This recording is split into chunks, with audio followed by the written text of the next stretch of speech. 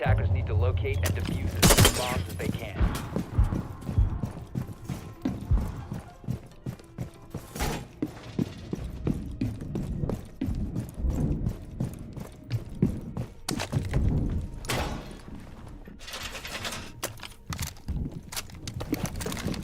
There we go. Of course, tech issues, because God forbid we have anything working the first time around. It's a card stream. That'd be too easy. And I think we're also going to lower the actual R6 sorry, just a tad. I want it peeking around there. That should be around right. It's one of those things you got to fiddle with at times. But should be good finally. Second time around does fix it.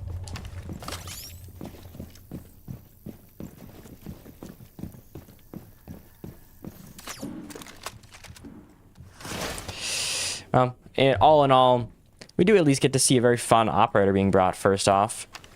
No one's going to complain themselves about seeing Solus after what has been a very tragic downfall. Arguably one of the greatest roamers we've ever seen, and was probably the favorite pick for a lot of champion teams at the time. Furia loved them. A lot of the best teams loved using that operator to find so many gaps, find all the space, and always be this, what feels like unbeatable force on the roam, but since that nerf, she never has been the same, and at least getting back some of what she had is helpful, but I don't think she's quite on the level of a lot of these roamers quite yet. All in due time, though, but for now, it's at least good enough.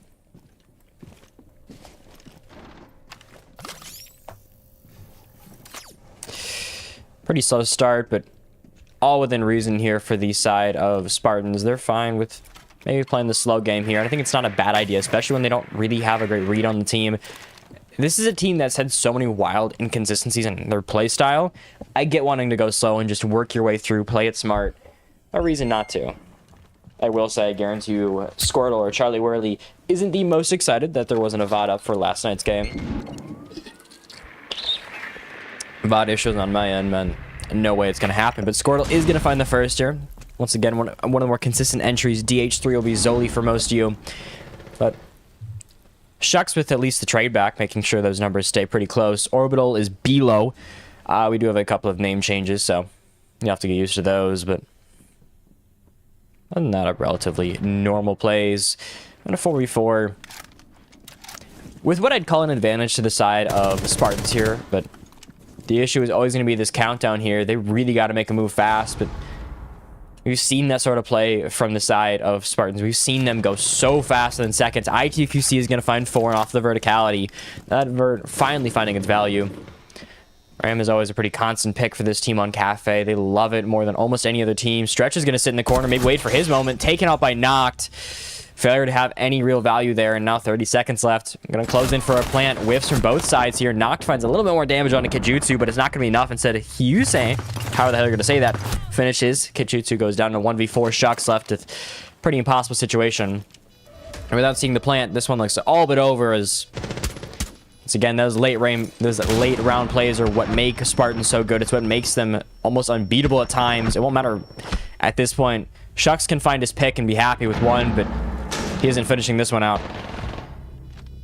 27 seconds left is a lot of time, and no matter Houston, I don't know this Haisuni. I don't know this man, so oh, that charm certainly shows. When in doubt, ask the people,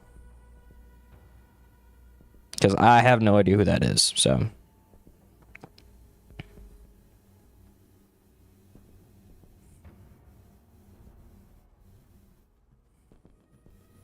Oh, that's Bilo, right?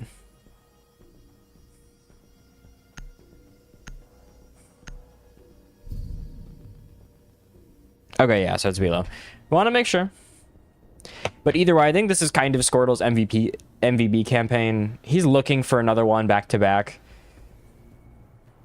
You know, you're looking for that back-to-back so badly if you're Squirtle. You arguably had the greatest individual, one of the best individual seasons we've ever seen, coming off of his sophomore season, if I'm not mistaken.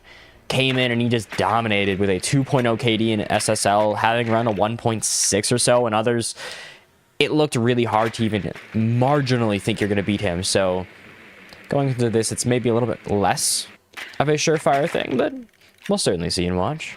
That's always what I gotta say is we can be so sure at times, but you never really do know. But I will say Squirtle has been a pretty big constant on this team, and his performances have almost always brought them so far as a team. You already have ITQC. You have what is kind of, in some ways, a mix of old 5.2 and then the old, now disbanded Wolves. It took the ashes of two really good playoffs teams and kind of just brought them together.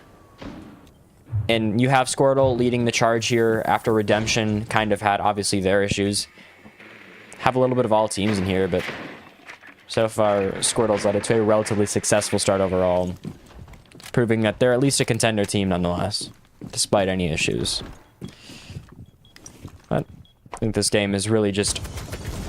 It's certainly what feels like a middle in between game. It's not your true powerhouse quite yet. We haven't seen any of those big ones, but that shot gonna come into play. What made him so dangerous in that first season, or excuse me, last season, you know it. You probably hate it, to be entirely fair.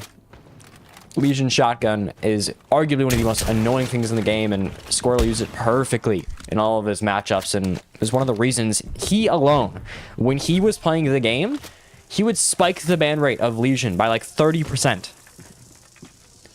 He alone actively brought up a ban rate higher than almost any other operator in any other situation. Once again, you're going to see the verticality be used by said shotgun. I think he'd be perfectly fine with playing it that way. But a rundown from 4, and they might expect it. But apparently has Spidey sense in this bitch. Won't matter, though. It's too much. Try to go too aggressive. Eventually going to be finished off by Zoli here. Swing too high, and Daddy's not going to come out in your way.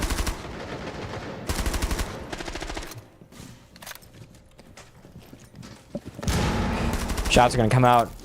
Seem to see Bilo trying to hold it with a Blackbeard shield here, trying to grab as much pressure as he can, force that diversion, but they're not going to fall for something so easy. I'm going to get this. It's going to be a hard-fought one, especially being down a man, but you can always have something like this possible. Almost anything here. Nomad Co is make a move. The aggression comes in from Blackbeard instead. It's in a 2v4. You're going to be looking even more for a pick, but a whiffed Blackbeard shield. It's going to mean Zoli's going to come behind, find himself a triple kill, knocked left in the pretty impossible situation. You can farm all the kills you want, but this one's likely over. Finished off by Zoli with a quad for him. Zoli has always been very close to that top. I don't think he's ever really been what I'd call the true best player in a league. Or even really what I'd call a... Yeah, like one of the superstars. But he's always been there. He's been consistent. And he's been on teams for a long time now. You know him. You recognize him from quite a bit. But...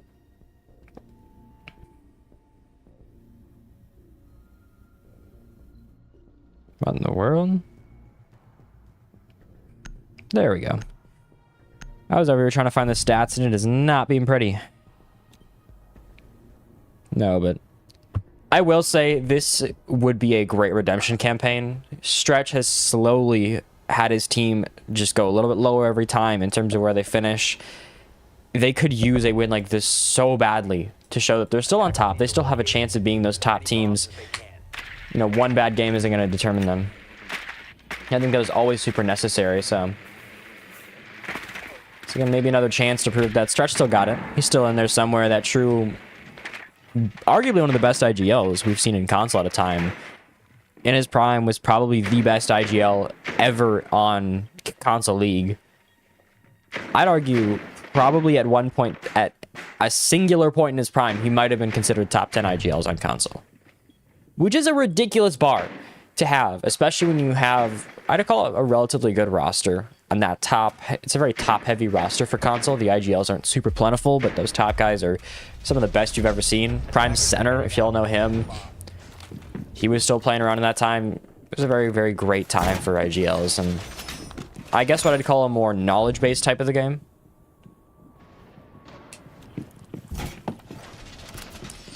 Won't matter now. You really just got to try to finish it early, finish it easy.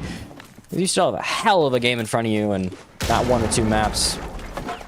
I have this one likely going all three, simply because I don't think 5.2 is going to fall that easy. Arguably a top 3 top 3 team in terms of pure talent, but also a top 5 team in terms of actual paid per win. So I will see the expectations from FVR here are going to be high. It's not going to be an easy game to just think and win. But I think 5.2 need this a lot here. Spartans, if they fail here, they still have a lot more leagues where they're looking dominant as ever. 5.2, not so much. This is one of their very few chances here to, I think, finally find a breakaway.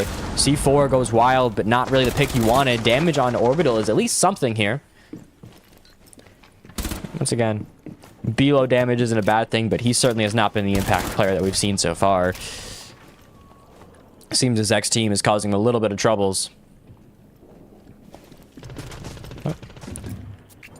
All the time in the world, all you got to do is just play it smart. You have 1:40 left. No need to go super aggressive here. Issue right now, though, is there's not really that much entry going on. You have a relatively sparingly played, I guess, entry campaign so far. You're not seeing the aggression that we normally see from Spartans. You're not seeing Squirtle, I think, come into that role despite having the Ash in hand. He's still kind of just playing outside, playing his numbers and playing the cross, but you need more here. Foreign instead is going to find the first pick. Had a pretty amazing game last night, but I think all eyes were on Shucks by quite a large margin here. Estimated KD of around a 0.9. Man came out, what is it, 17 kills? It was a beautiful showing from him, and against Synergy nonetheless, which does give maybe a little bit of hope to the 5.2 team that maybe the old guys here rejuvenated, ready for round 2. Maybe they're ready for a playoff push. And what I'd argue, if we do see this happen, I think it could very well be a retirement push. If you do see, I would not be surprised if Stretch decides, you know what, I'm going to end it off on a championship win. I'm not saying it's likely, but at least something to consider is this could be a retirement push, but instead Foreign's going to find another pick, double for him. Seems that he's still got all the juice in the world left in him. Plant's going to try to come down from Noct here. All the aim is in the right area, but you're missing the shots. It's going to come in. The melee comes just last second. 1v5 for Squirtle. Too long. Not enough aggression. You can't go so slow. 5.2 is going to beat you at that slow game. You had to go aggressive. You had to take the one thing you had best. But instead, beautiful round for 5.2. So I think it's always going to be this rock, paper, scissors here is the aggression. When you don't bring it in that case, what are you going to do? That's all you have in terms of your playstyle. You're not a well-thinking team. You're not truly a IGL team, but 5.2 is. They still make good plays. They still have a Stretch who, well, his gun skill is diminished. He's still a good IGL by almost every single standard on the console side. You have to account for that, but instead you're not seeing any accounting, which is the huge issue. But you still have a little bit of time here to bring it back. It's only a 2-1. Not acting like we're seeing anything super crazy quite yet. But watch and see. Valkyrie and Ram are those final bans. Not a crazy surprise. The verticality, their strengths for both. So on a map that spares no expense with how much verticality it has. Not anything really close to surprise at all. In fact, I'd say it's more expected than not. Maybe you could have thrown in the Blackbeard ban, but even that, it wasn't really as dominant as I think expected. Squirtle opting to stick to the Ash here. Nothing really crazy in the plays, and a pretty similar lineup to the one previously brought, but I got a first floor attack. The Bucks should supplement, at least for the lack of verticality, now that you have no Ram, but it's not really a one in the same swap here, so... yes, Cody is playing. He is, I think. I don't remember what his user is, so I think he is. I swear he is.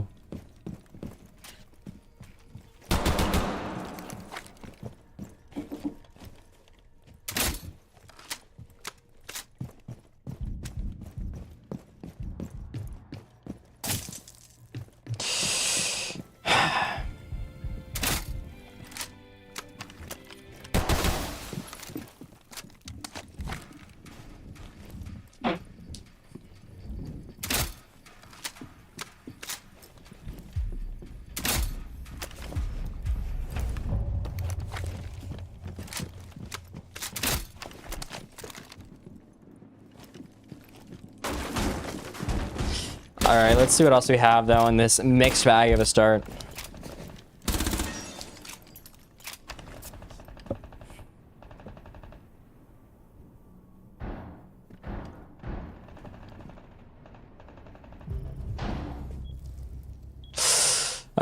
Zoli's going to find the first one on the Bilo here.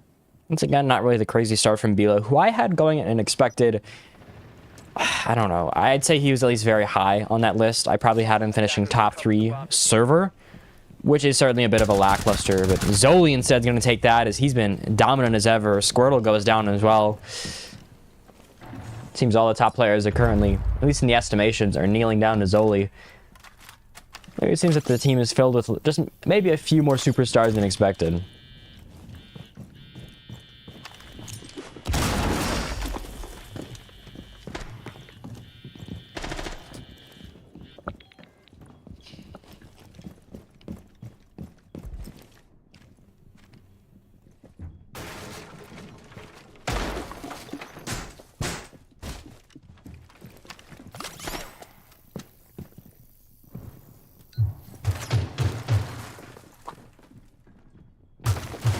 Now in a 3v5, a C4 would likely end it if you do play it right, but Shark's just going to wait for his moment.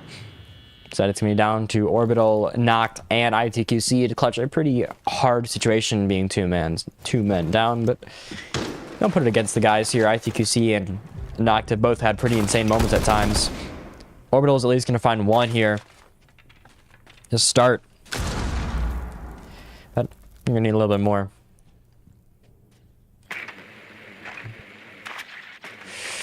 Oh, the BO3 left. I think the big thing to remember here is endurance. You got to be slow. You got to just play well in those mentals. If you can just hold out mentally as a team, I think that's already enough to realistically win you this. But you got to be smart about it. Instead, ITQC with the run and the aggression shows they're going to get themselves back an even game. Taken away by Zoli, who's been absolutely nuclear in these first 3 rounds. Cannot be stopped. It seems to just be the battering ram of the Rome. Solus might be not certainly with the prime that she used to have, but certainly good enough for him.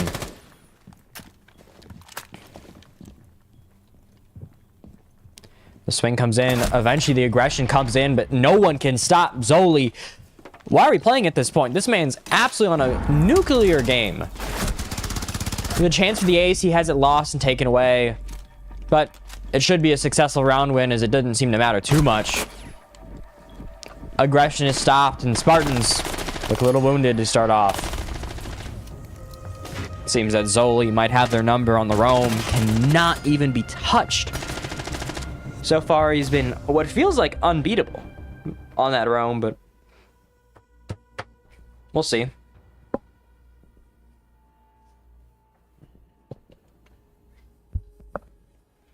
I will say I didn't make a prediction, so you know what? Hold up. Let's do a Ooh, I have a new one. Over-unders, baby. What are the lines that I have? I probably have a couple that I can make offhand.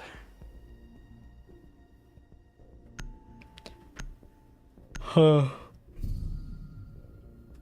right, everyone. How long we got one?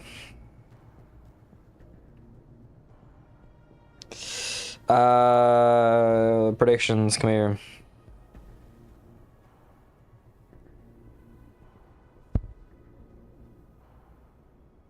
Attackers need to locate. We'll do a Squirtle line because that feels very fitting.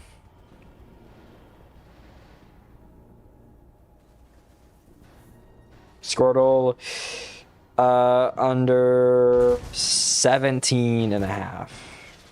No. 13.5.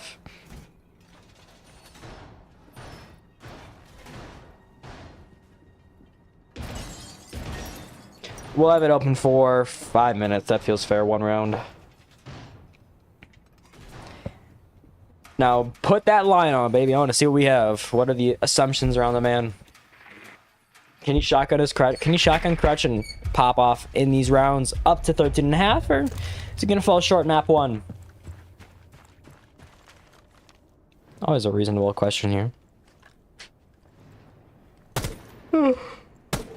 I wish I could do multiple. Like, I could do a bunch of,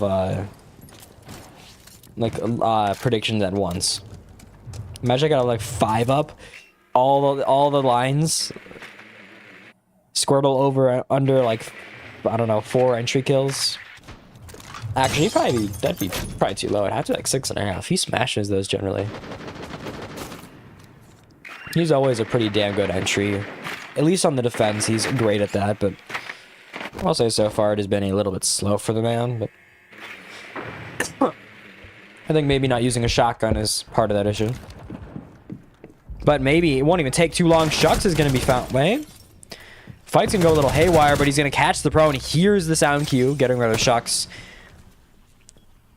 The absolutely perfection he had maybe last match brought down back to earth. But the aggressive stuff from Zoli isn't stopping. He might have barely seen that pixel, but it might not be enough. He might not know what's coming towards him. And he doesn't. Maybe though Zoli can find his way into an unfortunate situation. It's all dependent on how you play it. Azami gonna walk her way up. Didn't miss anything. Instead, she tried to wait for the patience, but it wouldn't matter. Squirtle had it locked the second he saw that. Give him a direct gunfight, and apparently he's on it tonight. 1K points. On a no for that. That's kind of crazy. I gotta admit. 13.5. We're not gonna fall for it. We'll see.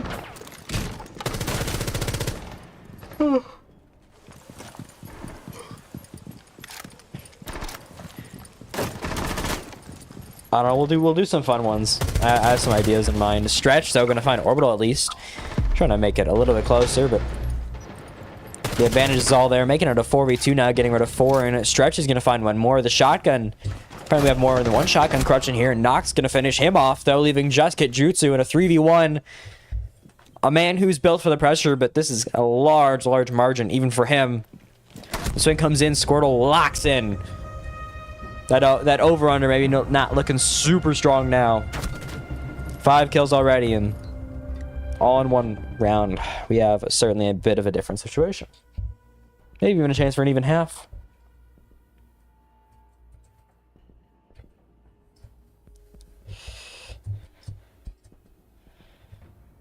Ooh, I think I got the next. I think I got the next one. We'll be going into Clubhouse. I think it's I want to say Spartans defense.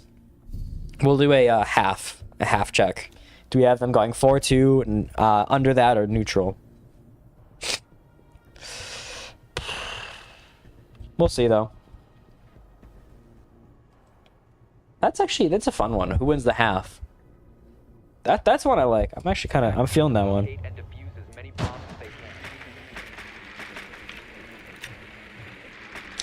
I will say the chatting has been weird as hell for me because like I've gotten some people that said they did and some people that don't. It's been hella inconsistent.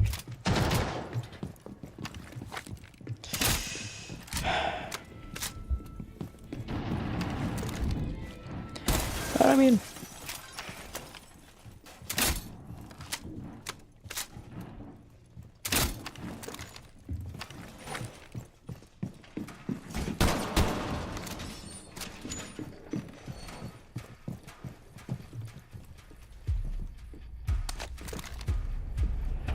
I don't know what the plan is here, but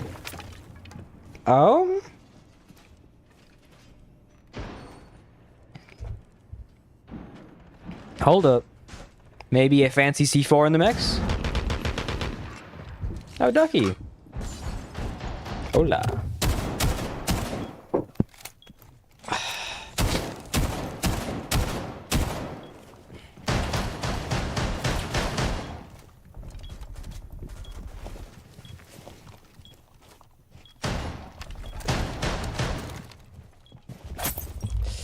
It's a bit weird.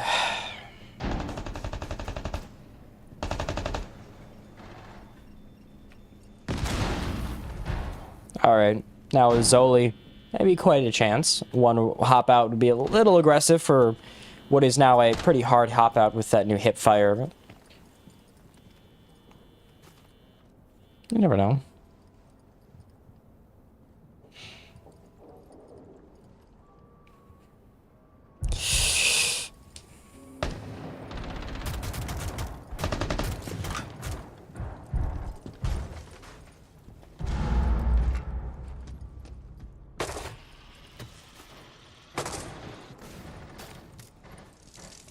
That didn't end well. Whatever. Anyways, back to the actual game. Here we have the first pick of Squirtle going down, so... Kachitsu over, under? I'm going over. Come on now. I feel that's a little rude. Well, not a great start, but I don't know. I have Kachitsu going over here, I think. Stretch, though. Beautiful C4. 1v4. Orbital's a hell of a player, but... won't matter. Shucks is going to finish, and suddenly... 5 points you get themselves in an advantageous half.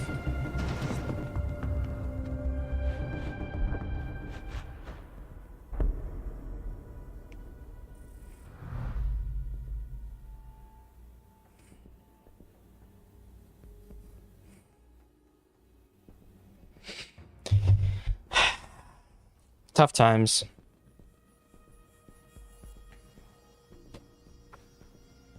A hydrate bear. I feel like we're not. I'm not liking how this is gonna go.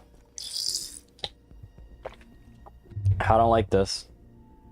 This is a Punisher. Wait meme.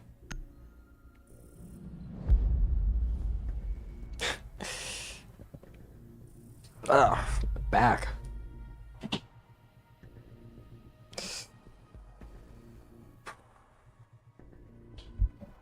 First man's nothing really crazy, honestly.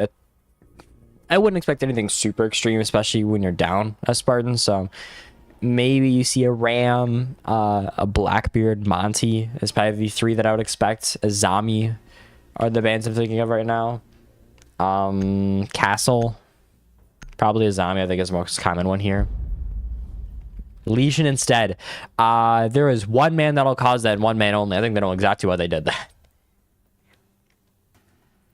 Unironically, you gotta target ban him, because otherwise he's gonna drop 15 on a shotgun. Love to say it's, you know, a fake thing, but no, he actually has like a 2.7 on a shotgun.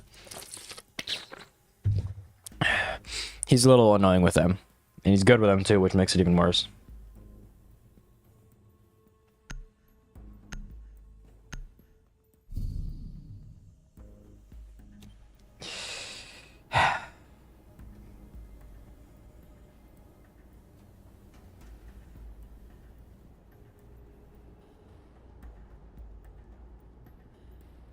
I will say, I'm a little surprised right now. Oh, that's Cody, okay. Orbital's Cody. I get it, that makes more sense. I don't know why I didn't make that. Everyone's changing their user and it's aggravating.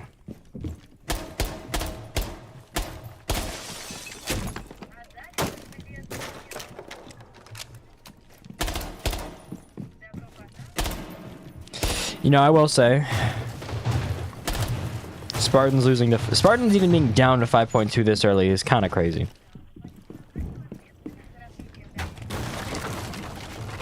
I didn't have that in the bingo card, I'm gonna be honest, but you know.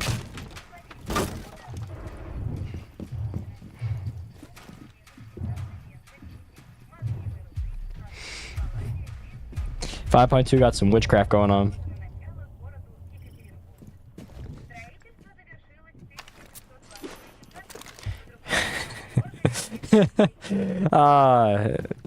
Yeah, no, that shotgun is I don't know what's the word. Aggressively annoying?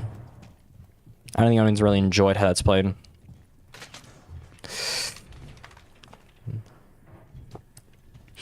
But it shouldn't matter long term. I don't think that's going to be the big issue. I think you just got to handle not letting Squirrel do anything crazy. I suppose the DMR, or not even the DMR, but the MPX in hand is a little bit different, but we'll see.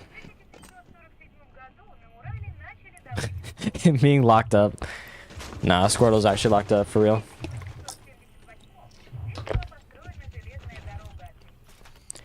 It's a wild way to look at it, but I get it. It's kind of funny. Hey, first shot's gonna go out. Shucks is gonna find Squirtle. Apparently that 13.5 might not be true. We'll see. It's gonna be a close one, apparently. And, well, one stair, I guess, is the only way you really need to go in. Knock is gonna be the man to really handle all the pressure here.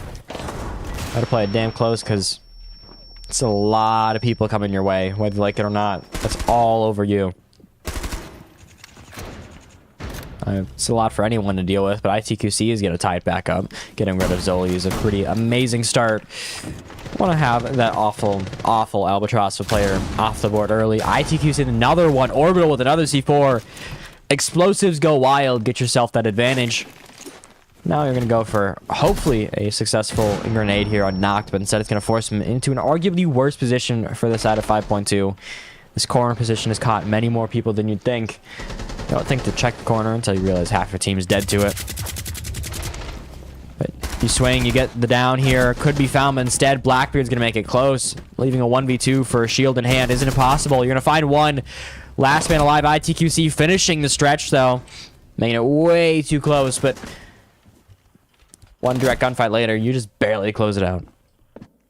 Spartans hang on.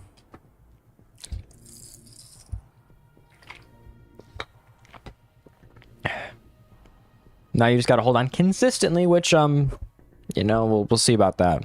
Also, Trippin, I see you alive. Hello. You're alive. Astonishing to us all. Where Unk might be washed, we still love you.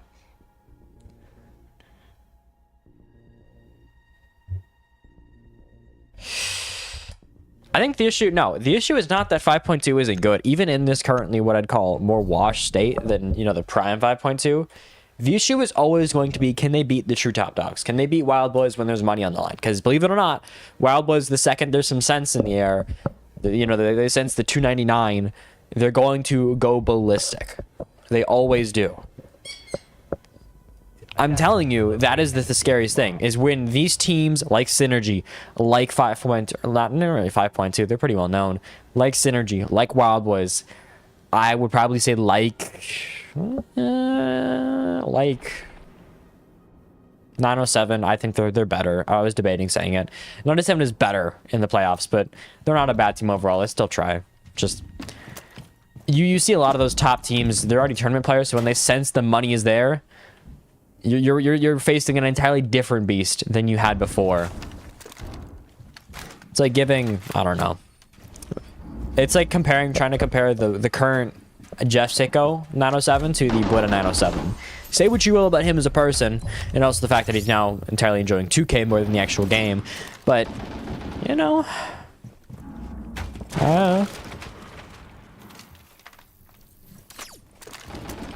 yeah, I mean, I guess he left the 2K. He doesn't even play Siege all that much anymore, if at all. It's crazy because he actually had a lot of success.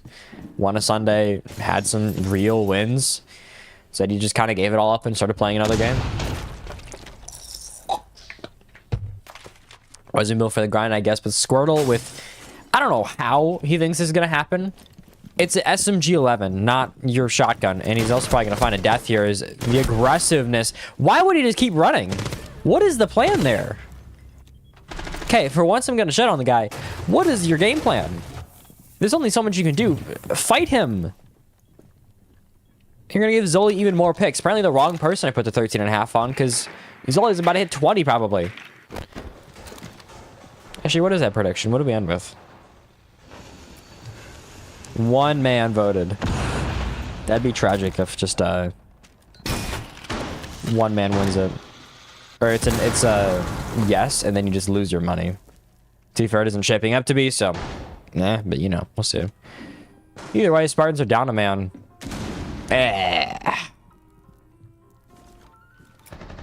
It's a bot. Save me.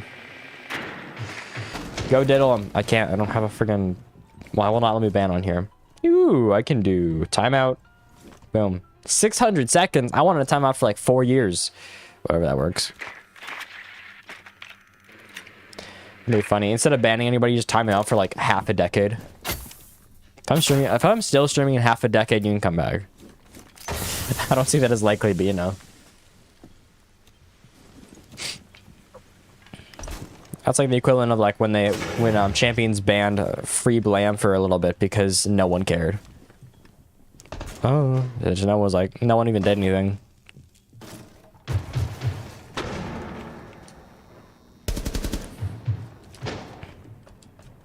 Well, at least the swing's gonna come in. Zoli's gonna be the man to try to fight this one off. Orbital, or Cody, excuse me, is probably gonna be the one to do it. Shucks is gonna find Bilo here. deal with the name change. It's gonna be a little weird with Shucks with one more. Kit Jutsu maybe looking to find his 7.5. Ones I'm not even putting up the line. Someone else got it. Maybe just ITQC to farm his picks maybe. No line for him and shitty shots early on and a flawless round. 5.2 might get themselves a map 1 win. And dominantly 2 possibly. Is 5.2 back? Or is Spartans already washed after a beautiful 907 like run?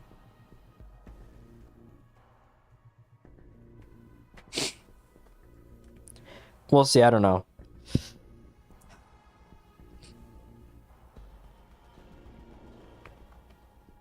I've been slowly trying to move on from console, but like, I don't know. Hey, I don't have a poll to put up, gang. You can get the glory. I don't know. I don't have nothing to put up. That makes sense. Wait, where? No, because Jeff Sicko's still on 907. They're still moving around.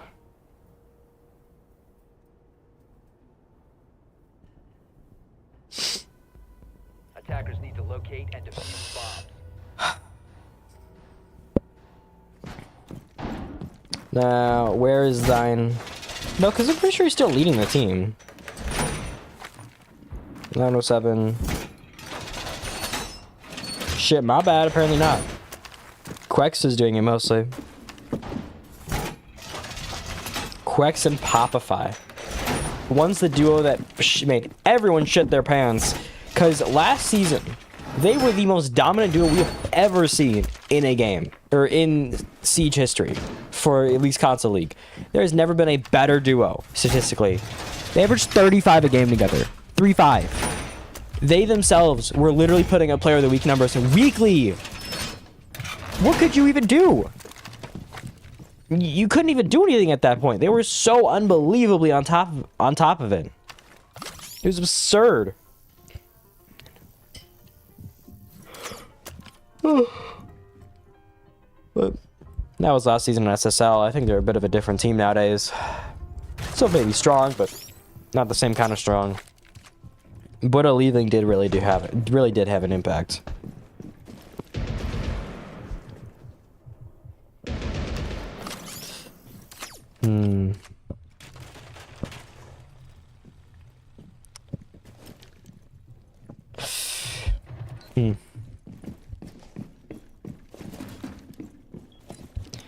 It's always going to be those things. I will say the recent adding, I don't know.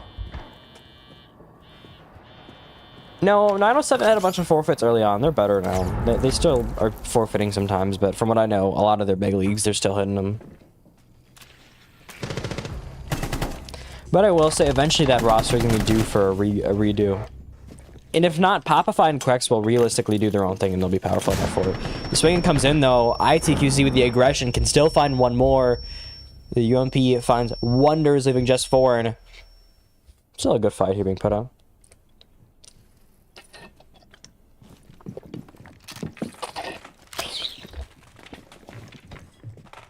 Yeah, yikes. Well, matter either way, if 907 can make the playoffs, they'll hopefully be fine. I will say, surprisingly, all of last season, there was only one singular time that Player of the Week was in the hands of a... whatchamacallit? Of a... I think, what was it? Was there any time there was even... It was... Bilo... Vizex and I think had one. Squirtle had a bunch. Did a single time... Did, they even have it? I don't think 907 had a single thing.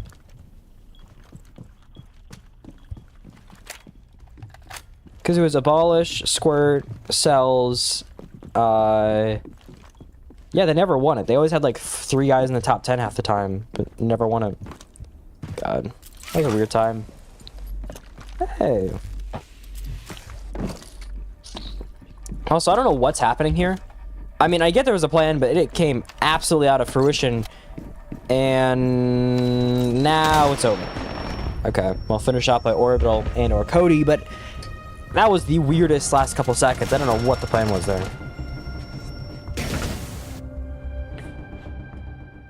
Has there ever been a player to win Player of the Week twice in a week or twice in a season? I don't think there has been ever.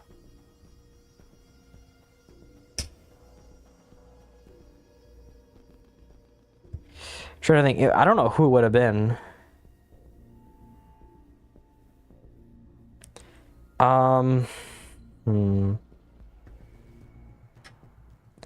Like who? I don't even know who would have it. Like.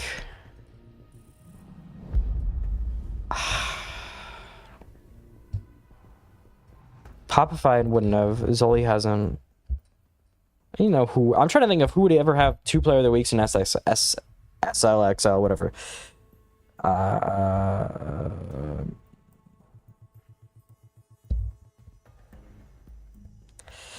I sure don't know. I don't know if it's ever even happened. Actually, no, I remember. Scissor questioned me on it once. I think it was X9. Did it like season 1, I think, in his rookie season, where he would just not be fucking stopped. He was like in top 5 every time for. He was nuts. Yeah, that was back when he was on Playmakers. That was a long time ago.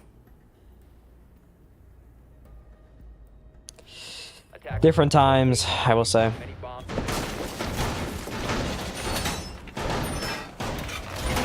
I think that was yeah, that was back when Playmakers was like good.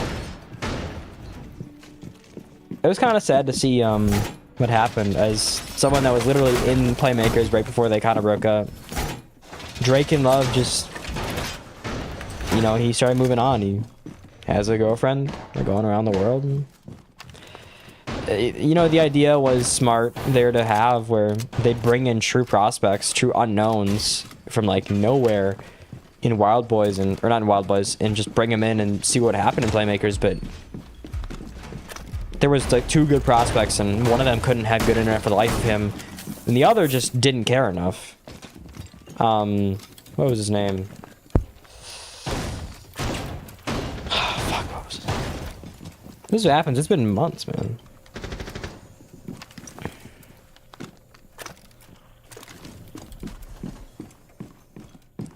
God, I can't remember his name now. I'm trying to think now. We also did have the first pick of Shucks there in the middle of nowhere.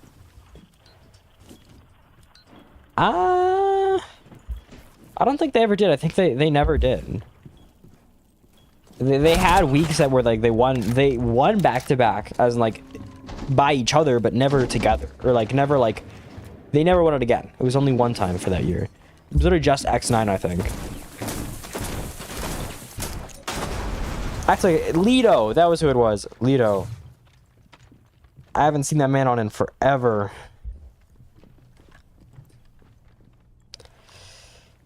A while ago, man.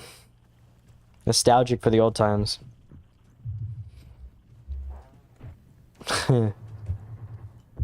Alright, shitty jokes aside, Squirtle's alive, and maybe he can finally find a pick or 2. That 13.5 is like a little too large for his shoes. And 4 out of all things gonna find 1. Squirtle essentially just trapped in the corner. He's gonna have to try to find a pick, but nothing's gonna really come of it so far. The swing's gonna be lackluster as ever. I don't know what the plan was. Damn near just gave up midway through. And match point 5.2.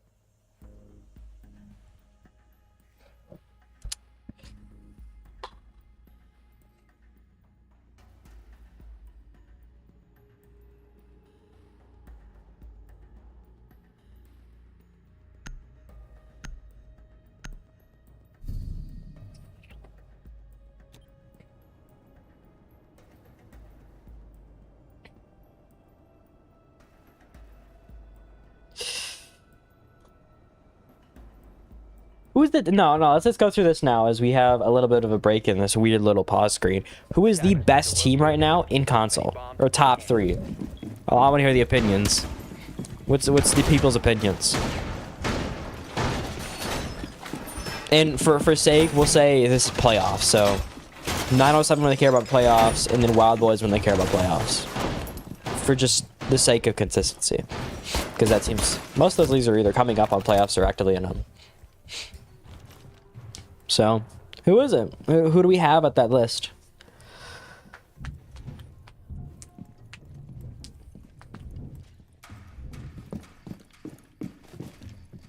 I will say I have been busy. I don't know how some of y'all keep it up. I have been going like I've been casting or learning Overwatch production every damn day. And yeah, I don't know. We'll see. This is why I get why Cino sort of took breaks at times, because like this shit's hard. Not like casting, but like consistently. Ugh, fuck, I can't even move my chair right now without my core hurting. Goddamn, fucking crippled. Alright, we have knocked Squirtle. Still on the solo, surprisingly, because apparently one-time learning isn't enough. We need another one, as DJ Khaled would say. Another one. Maybe a swing out from the man himself. Go for the spawn peek. Oh my god, the spawn peek would be so immaculate. He finds one, not two, and no damage either, so... I suppose successful in the end. Foreign doesn't even really get a chance there. Pretty successful, I don't know. Now you just need to clutch it out. You have the advantage. 2 more rounds, just hold it up. It's a large ask, but... Spartans also a pretty damn good team. All they need, just one real chance here, one real chance for a good play. The Warden can come in, cause some chaos, sit in the corner. It's no longer a fight that's absolutely unfair. You have the Ying is already being countered by Cody here. Smart play in this round where they knew the rush could be imminent. It's gonna be stopped. Instead, it's gonna be stopped pretty almost in entirety. Foreign's gonna go for the swing in. He's gonna be the one to fight. Finding knocked. Damon's gonna come his way across the balcony there, but not a death. Instead, another smoke. He's gonna have to hop out and just keep it safe. Below getting a little bit lower. All the options not looking so great right now. 3v3, the chance for the win. Squirtle's gonna find an important pick when he needs it. Can you stave off the map 1 loss? Can you stave off what would have been a massive failure? Can you just hold on, hold in, hunker down, and finish this out easy? It's a question I don't have, but seems like it's gonna be trying to be answered pretty damn soon here.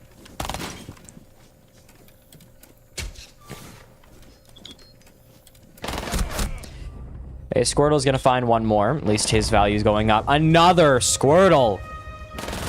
Apparently heard that 13.5 and locked the hell in. He's gonna find 3 on the round. Putting in that MVP campaign, making them realize why they had him there. Might have had some issues getting there, but he's up on now. He's ready. That's why you're scared of him sometimes.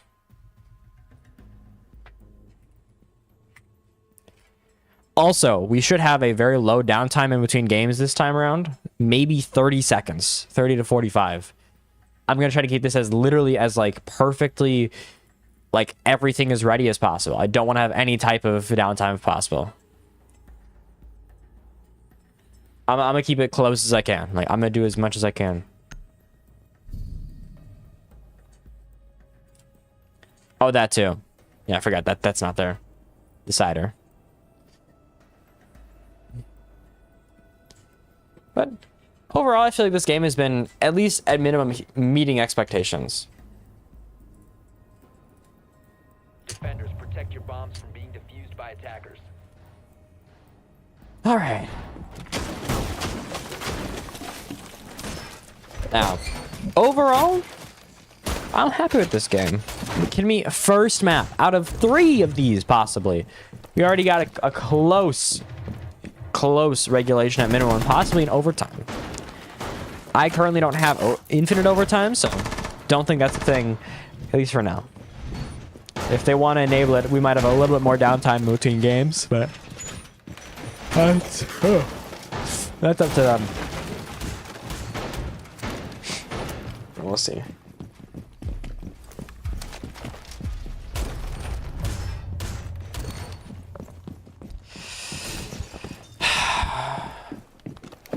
I might be, damn, I might be literally, yeah.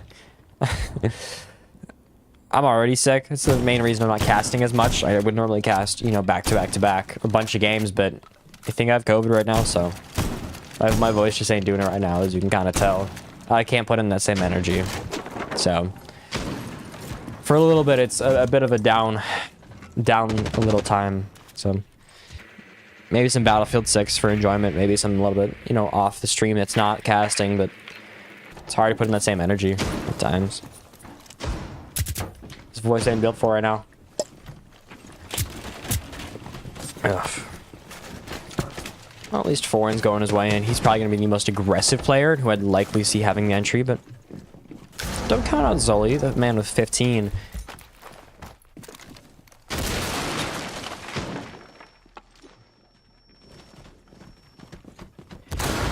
Anyways, the first wing's going to come in. Orbital is going to go down first. The drop in, drop away more accurately from the side of Belos. DH, Zoli, Foreign, all going to find picks in a 5v2. The match points here, 1v4. Squirtle going to have to go absolutely beautiful if he wants this one going his way, but it might not happen. Eventually finished off by Jutsu. It could have been maybe something special. Instead, kept in a close regulation. And first map, seems we have a pretty dominant winner here. That'll be all for just a little bit. We'll be back in not even a minute for our next game.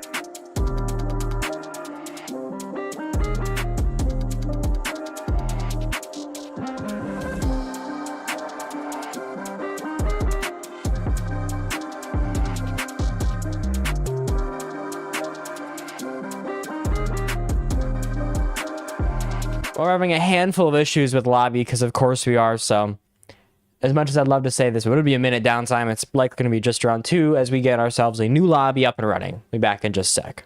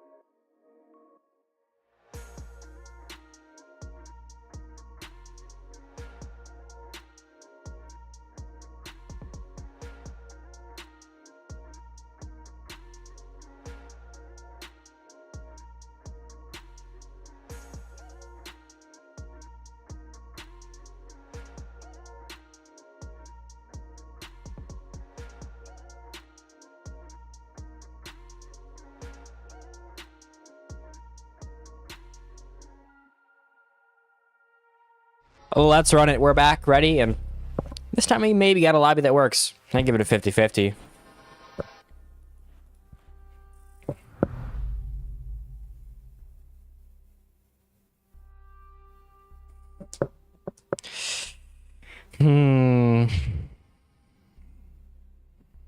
That shit got close though. Well, and Squirtle was just around where I thought it would be. So, oh, let's think. We'll have half score.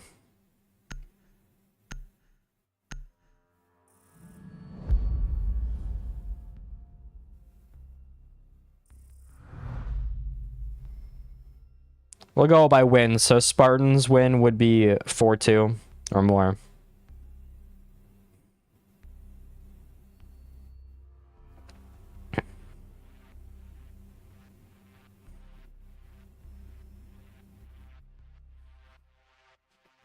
We'll put it up for 5 minutes so we can have the first round play out.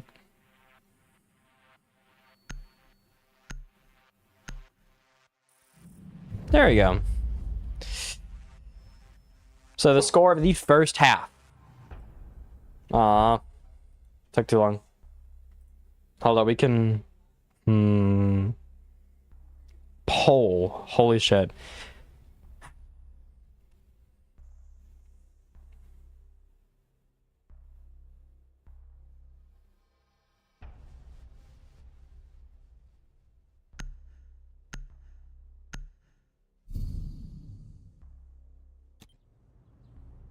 Holy shit, I put up a poll.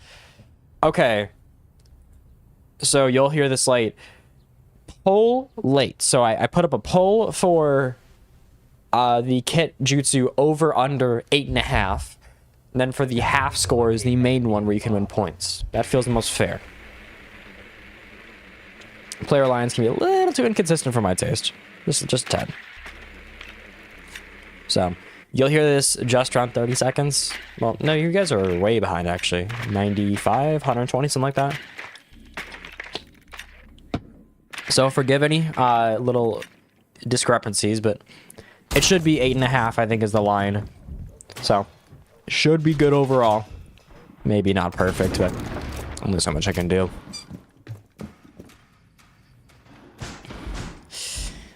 Wonder, is 4 still doing his thing? I knew 4 was casting. I don't remember. Ooh, good for him.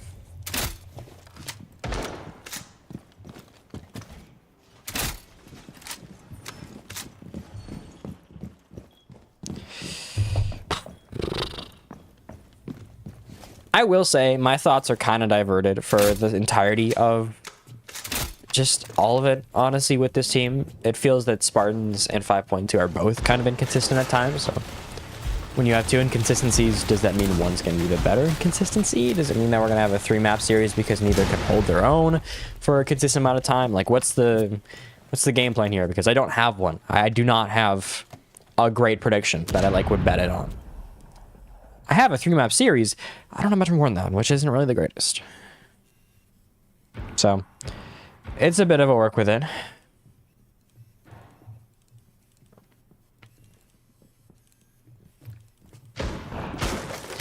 I will say overall, I do have some hope. Maybe it's a little tad that something can go their way, but instead, Squirtle gonna go aggressive finding Shucks. Well, it seems that the second he finally hit his under in his line, he's gonna have to go aggressive, make that regret. God, imagine fantasy, but for Rainbow Six Siege players. There's actually a thing like that. It's some website.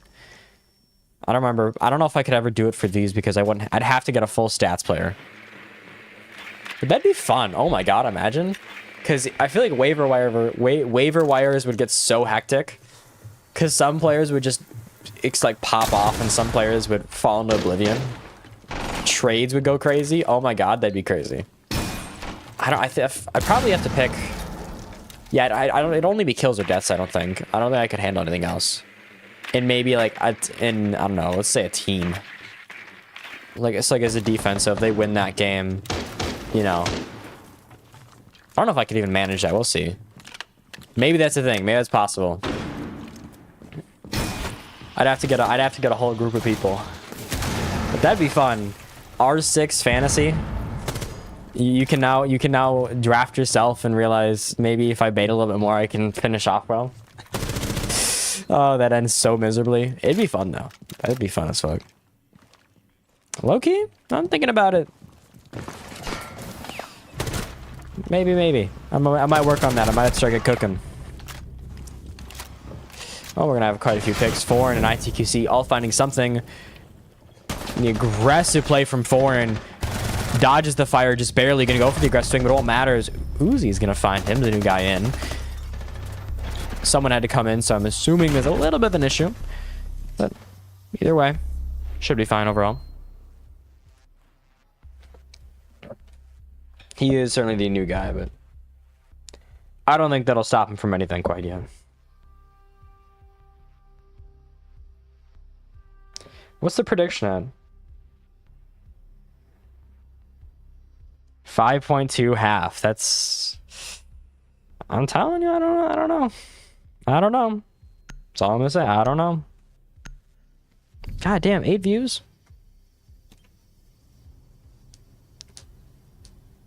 Dude, that'd be... I don't know. If I can get a group of... I'd have to get an analyst to, like, absolutely go mentally insane trying to set it up, but it would be fun as hell.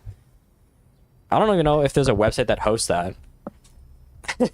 I gotta get a face pic from everyone now. All of you gotta give me a webcam pic. We'll see. I don't know. Maybe I do it for like, if Wild Boys Finals does really well, and you know the idea has enough merit, I would do it honestly. That'd be fun as hell. If I made a fantasy way of doing it, I don't know how that transfer. That'd be so weird to transfer. I think I'd do it where, yeah, it'd be if, you know, one kill is, you know, let's say 5 points, a death is 3, and then your team and or your, like, defense is, if they win, it's, like, 20, or not 20, I don't know, 10? No, like, 8, I don't know, it'd be, like, 20, it'd be something big, I don't know, I'd have to think about this. That'd be fun as hell, though. Nah, imagine though, you could bet on you could put fantasy on your friends. That'd be something fucking else. I don't know. I gotta talk to some analysts who are significantly smarter than me.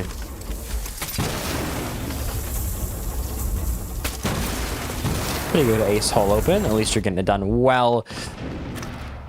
The first major wall goes, and shouldn't be a big issue, is you also have one, under the words of the man himself, a large fucking hole.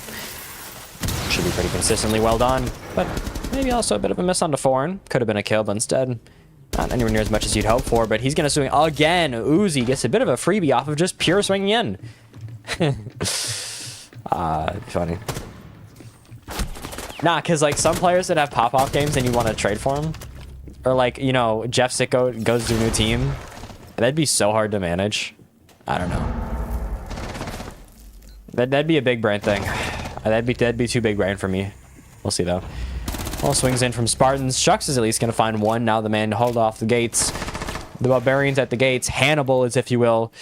Some maybe a little too niche of a history reference, but Orbital is gonna find that, leaving just Kijutsu. Love to get his over/under up, but instead it's gonna go into the ground.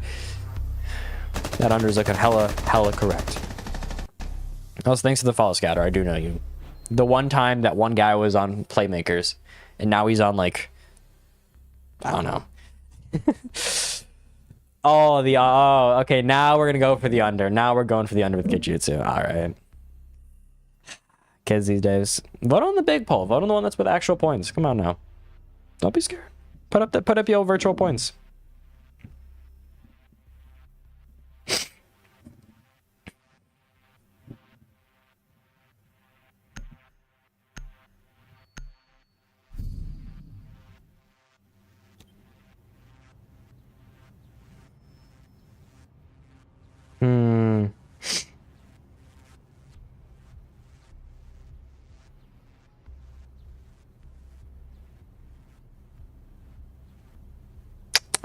Need to locate and defuse bombs.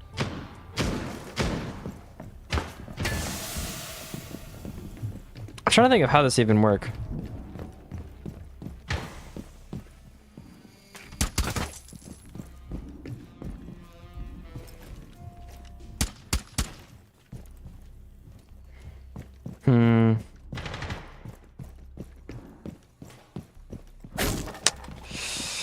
We'll see. That might be the play. I don't know. 5 starters, 5 subs, 2 sports stretch. I mean, I could. It'd just be so hard to designate infinite. What the hell was that? Hold up. Shucks is rich. Oh my god. Hold up. Everyone, look at his gun. He's got money. Oh, he's for the rich plebeians over here with a chainsaw. I don't know. If I can get it to work, I would, but that'd be a massive data set, and that would also take an unbelievable amount of time on my end.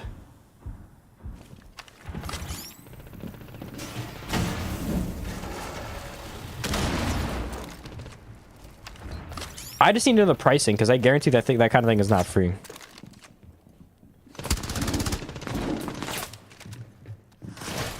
How much does it cost, though? Whatever. It might be, like, ridiculous, but, like, it might be really, really good. We'll see. I don't know. I gotta lock in and think on it. I cannot... Because I feel like that'd be awesome, but I don't know how the hell I'd manage that. I'd have to get some serious help from other people. I don't think I could do it by myself. I don't know. We'll see. If there's really any hype around it, I would do it, but that'd be a large ask. But it would be a fun reason to watch. You can watch your fantasy player now. Maybe I can even get some graphics going of top fantasy players of the week. That'd be cool. I don't know. I might have to do it where, like, I get one person from their team to implement their scores, and then I can just double check them and go over them. I might do that, actually. That'd be really fun. I don't know. It could be, like, the greatest thing alive. Or it could be really, really boring. I feel like it'd be awesome, though. And we're going to think about this. And then, yeah, maybe I put up, like, $50 or $100 if you can win League. That'd be fun. We'll look into that. Hey, Squirtle's going to find another pick on the Shucks. Shucks certainly not the man that he used to be. But we'll see.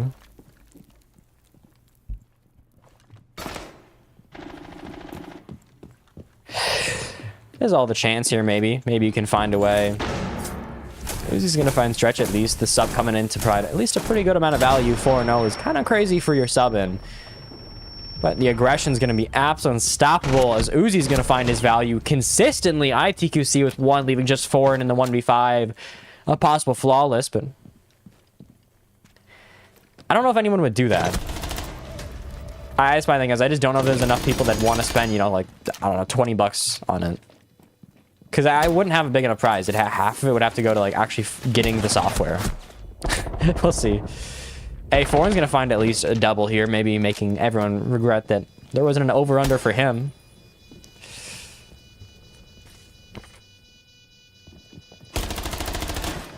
I don't have to get a volunteer of, like, 10 people, and I have to get everyone from every team to help. But ITQC finishes finally with Foreign.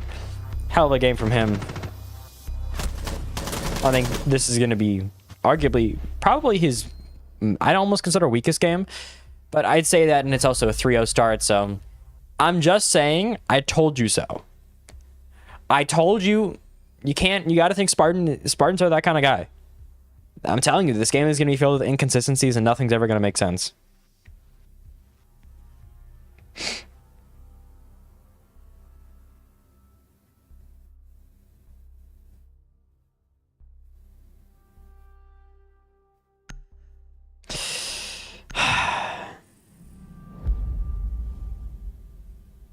Hey, last band's gonna be Bandit and Thermite. Not a crazy surprise, but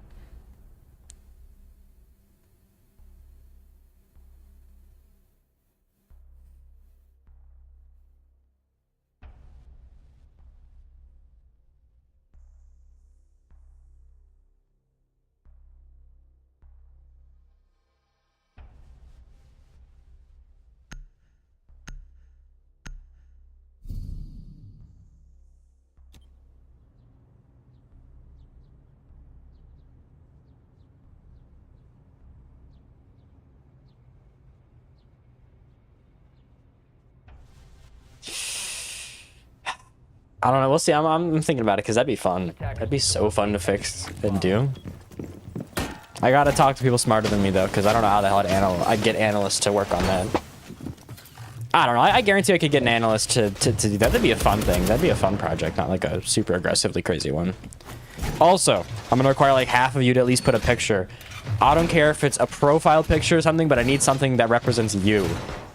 So that means one profile picture through the season, and no username changes. And if so, then you gotta tell everyone, because I don't want to have to handle that. I don't even know if I do a change. That'd be fun though. That'd be so cool. I might be like, I don't know. Maybe I do. It's like, yeah, there's like a $100, $100. Everyone buys it, or everyone pays $100. Not like total, not like per person. And if you own a team, you can either take like $20 of a prize, or you can get free entry into the league for next season. That'd be cool. That'd be a fun little idea. Or it's like a 40-person league. So you gotta start drafting like absolutely ball-knowing knowledge. AOT is gonna at least find Zoli, as the two superstars do meet, and one with significantly more success game to game. Zoli has certainly been what I'd call an insane player in these so far, but Squirtle, there's a reason he's already up for MVP again. He's kind of just there consistently. No, Spartans is good, but the issue is because when Stretch actually IGLs and like keeps this team under control, it's so hard to stop. It's one of those things where it's kind of just dependent on what Stretch does, because he's the chess master and all of his pieces are damn near perfect. But so is the other side, so you really need to see a masterclass of IGLing and control of the team, which we haven't seen so far. The aggressive swinging, though, maybe something to be found. Squirtle in the middle of it all. He's going to keep going in. He's not going to find much, though. He's going to get swung. Finds Shucks in the flash. Apparently that is going to stop the man. Eventually finished off by Stretch. Should get themselves at least a one-player advantage. The swing-ins could be stopped pretty easily, though, from this long angle. I want to have something to help. Nothing really on the garage pressure is going to cause issues long-term. You need that pressure for a reason. You can't allow it like this, because they'll just spray and spray and spray. Got to get something somewhere here. Get on the door. Get just some type of pressure. Make him realize that he can't sit on here and hold this long angle, because if he does, he's going to stop your entire push in its tracks. Also, yeah, I don't know. I'd have to pick like I'd have to be a smaller amount of players. Like, I don't think I could handle, like, if I had the team captain of every team, sure. I don't know. It'd be fun though. I'd be willing to do that. If I can get enough people helping and enough of the captains on board, I would do that.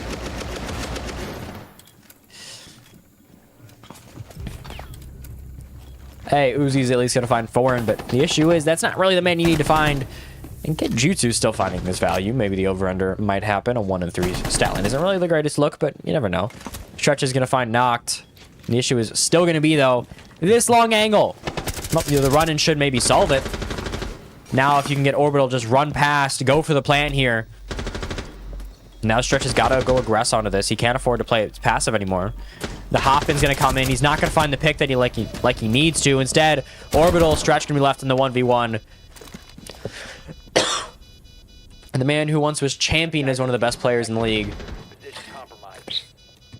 Mekin is watching us pull off a big win. He might not even hear it, though. Ninja defuse. Instead, it's perfectly played. Quad kill from the Unk. Stretch still got it, apparently. And that is how you play it. The chance for an even half is still there.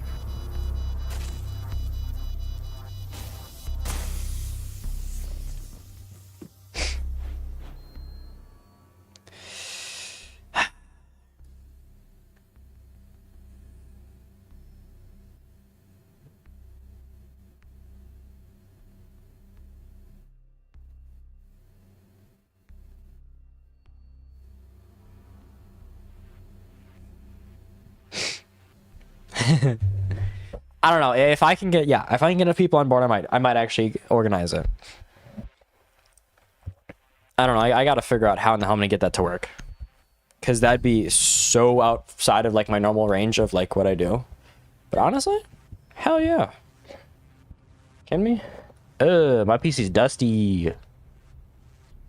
Yeah, because I might need a clean pretty badly actually.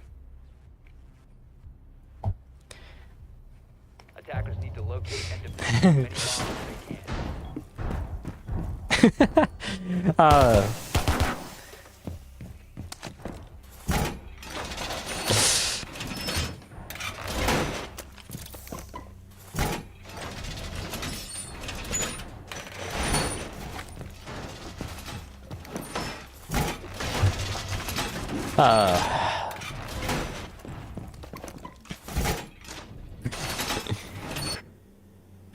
I'm just saying it. Like if it happens, that'd be so beautiful. I'm actually low-key thinking about it now. That'd be awesome. Also, what are the odds we see a 2-0 and suddenly 5.2 maybe looks stronger than ever as they beat the flop, or they beat what is kind of supposed to be the new top dog in a pretty dominant fashion. Is 5.2 back on top, or are they just gonna get beaten by Wild Boys again because they can never handle them? Unironically, they're like 1-9 against Wild Boys, and the last time they won was in a regular season game in Jaeger League. So I wouldn't expect a Wild Boys victory to end well. Or obey. Sorry, excuse me. That's what they're known by for most. Maybe the team can pull it out. Maybe Spartans can figure it out if they can go on here. Maybe they can be the ones to beat Obey. Because, you know, maybe Same War gives you superpowers to beat them. I'd say it's true, but CC certainly struggled.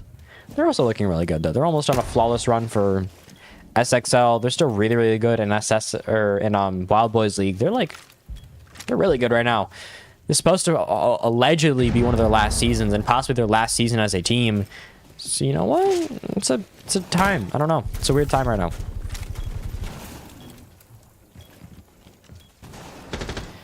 Overall, though, it don't matter. You have one big chance here. ITQC is going to find that first pick once again. It feels like the consistency from him has been a little bit more than expected. And all you need here is one round and your line goes through. 5.2 will not have themselves a neutral half. But it was knocked with one more pick. This looks all but likely. Squirtle going big when he needs to. Imagine he breaks 13.5 today in the map too. It's tragic. Well, maybe not though. Kajutsu is going to be very, very low, but still maybe a chance to find a pick. Instead, finished off, leaving just 4 in the 3v1. The line is on the line, unironically. Can he get it, though? He cannot, and that guarantees Spartans that 4-2 half at a minimum.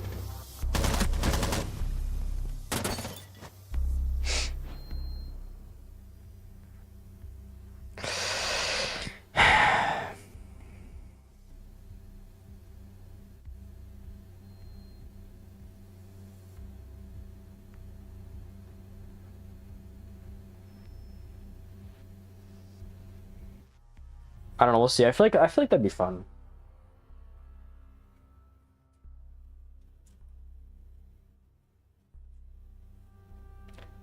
I gotta figure out how the hell I'd get that to work, because, you know, how exactly?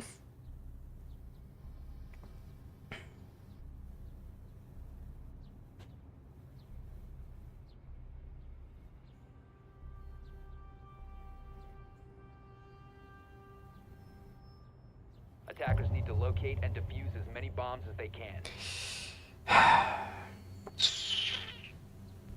Well, I don't know. I'll look into it after, though, because there's a real chance I figure that out. Ducky, I might hold you to that. You might have to, you might help me arrange that. New fantasy league. Nah, watch you tank, because it's in grand finals for fantasy, so you tank it. You tank his team. Oh, that'd be funny.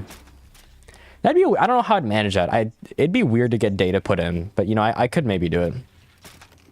10 seconds left before insertion.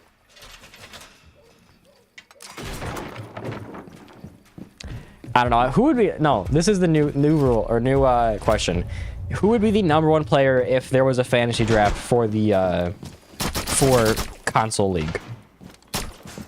Who would be that #1 player? Who'd be the top dog that could actually live up to that?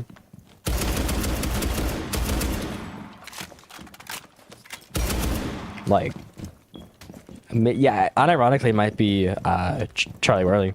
He's always held it. You know, it feels like he'd probably be the slam dunk pick, but you know, who knows?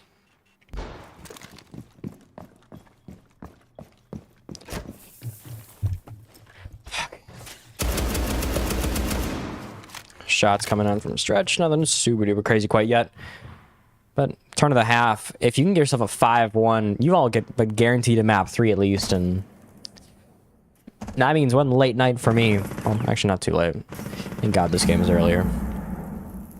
But we do gotta wonder, this one isn't over, not yet. I think if you can get a 5-1, it is, yes, but Not until then. I think if it's a 4-2, there's still a lot of life here. In 5.2, I think there's still a good chance. We've seen some breakout plays from Stretch, from Foreign. I think Kajutsu could maybe come in his own. Zoli could come back in what we saw last map. If this goes to 4-2, don't give up if you're a 5.2 fan. If it doesn't, maybe ring the alarm bells and pray for a good map 3. Because that's what I think matters. But if we do see, you know, dominance from here on out, just a 3-round sweep here. You go, you take it, and you just run off. That's a hard thing to come back from.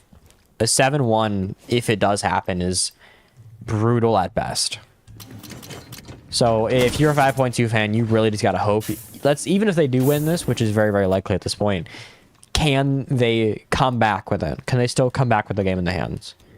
You know, we've seen big comebacks from them. They're still a really good team. We've seen these like 5-round comebacks, these 6-round swings, because it's 5.2. But are they that same team that really did them? Are they the same prime team that stretched led and commandeered to a high level of play? Squirtle at least is finding his pick. C4 gonna come out, shot in the middle of the air. Can't have a better play than that, to be fair. Orbital's gonna run in. Cody's gonna be pretty much unlikely to do anything here. Somehow, Foreign still alive, taking the fights on. And out of that aggression, nothing comes of it. Now with Foreign, he's going to find maybe even a couple more, leaving just Uzi. 1v3. All the chance in the world. Or could live up to. Screw hype. This would be beyond the hype, but instead Shucks finishes. He seems to at least be doing his job.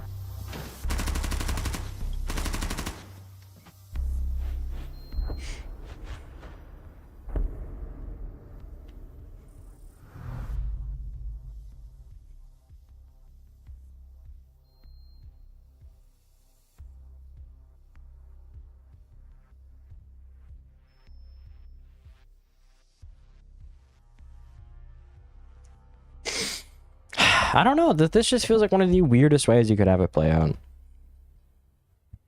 Also, I don't have a single charger, so this might not be good. Right. I kind of need my phone.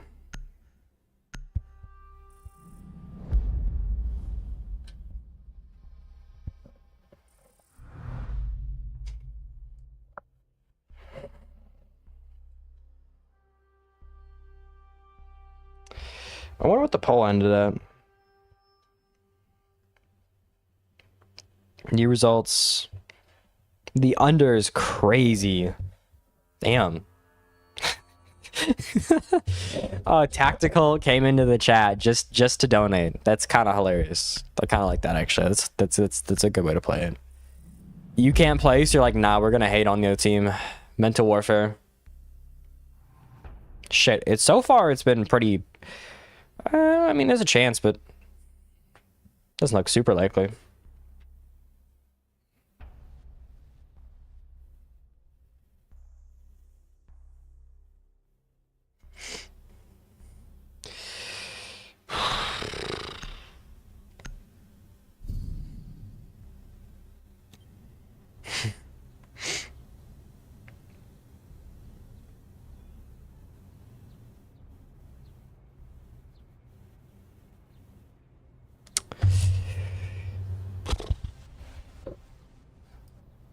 Defenders, protect your bombs from being defused by Well, attackers. we do have the switch of the half and relatively basic bands. It's your white boy, you know, pumpkin spice bands for a little bit more of the seasonal flavor of bland.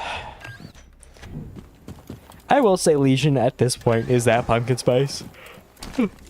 It's a little bit of spice in a life, because reality it's pretty banned, or it's pretty normal against Squirtle. This man damn near demands a ban of it, because if not, then you're just going to regret it in 20 minutes. But probably smart to just be preemptive, save yourself the trouble, and hopefully stop a really big over-under, because Kajutsu isn't going to hit his at this rate. He's way off. And apparently Uzi's the new top #1 option. I don't know. We'll see.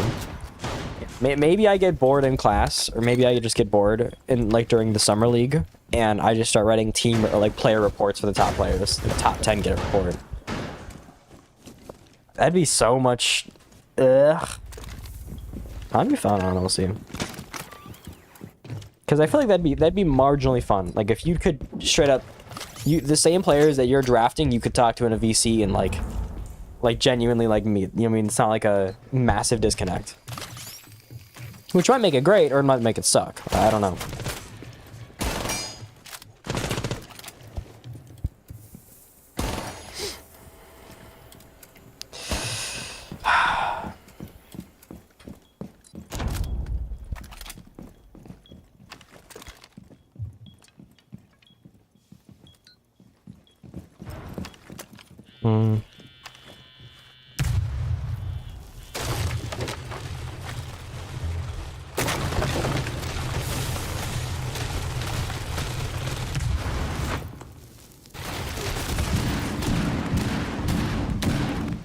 The 5v5 still, despite the minute 30 or so, looming over the heads. I mean, it's at least being held very well here by the side of Spartans. Jammer's going to come out, so getting ITQC a little bit lower than preferred, but you're still doing what you need. Slower, maybe than expected, but you're still getting it done. So, overall, it's pretty perfect in terms of how you want to hold. At least if you're with Spartans. 5.2 also kind of doing everything right so far. A little bit slower is perfectly fine, I think. In the side of Clubhouse, this basement can always be one of the harder sites to take into, so slow and steady can very well win the race in a lot of these. All just about being smart and holding numbers. And in 5v5, we have a lot of questions going. It's just those last 30 seconds where everything will happen within the span of like 2 seconds.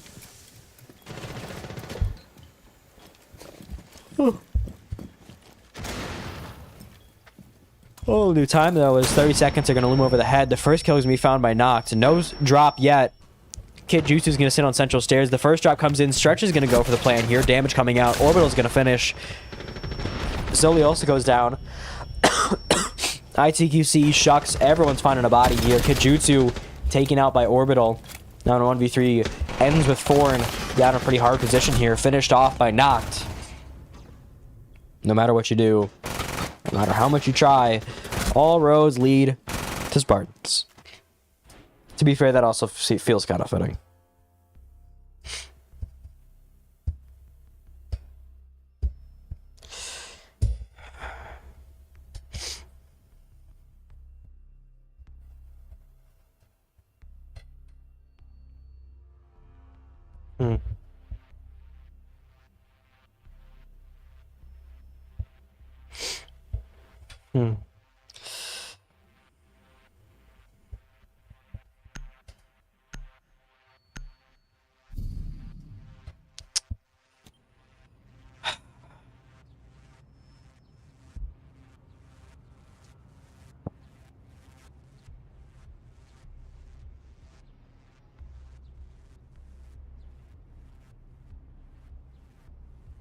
Attackers need to locate and defuse as many bombs as they can.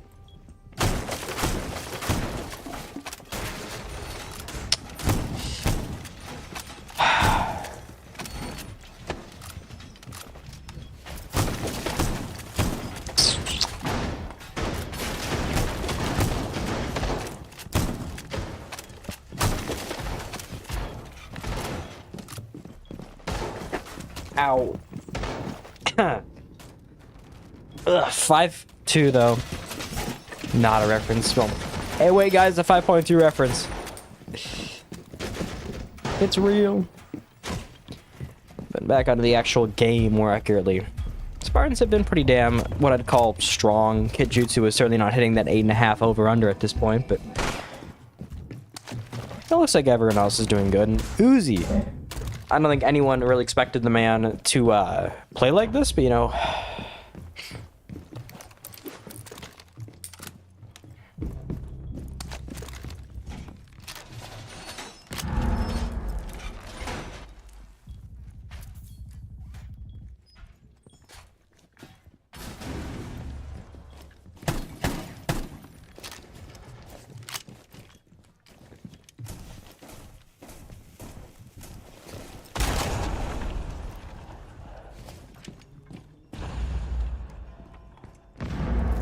Alright, we're back somewhat, kinda, sorta. Let's see here, Noct.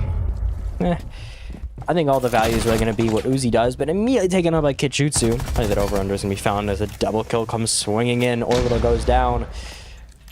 Maybe suddenly it's a little bit closer than you thought. 8.5. Not so far. But we'll have to see.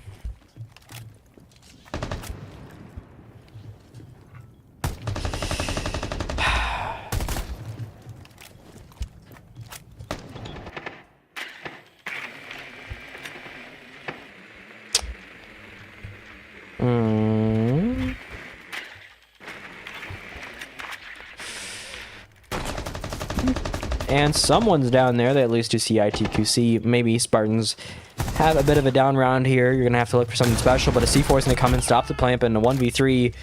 Even a lot of pressure on one man here, and I don't think it's going to happen. Eventually finished off by Kitjutsu. Suddenly, what about that over-under? 8.5. Then one round. That all became very, very close to reality.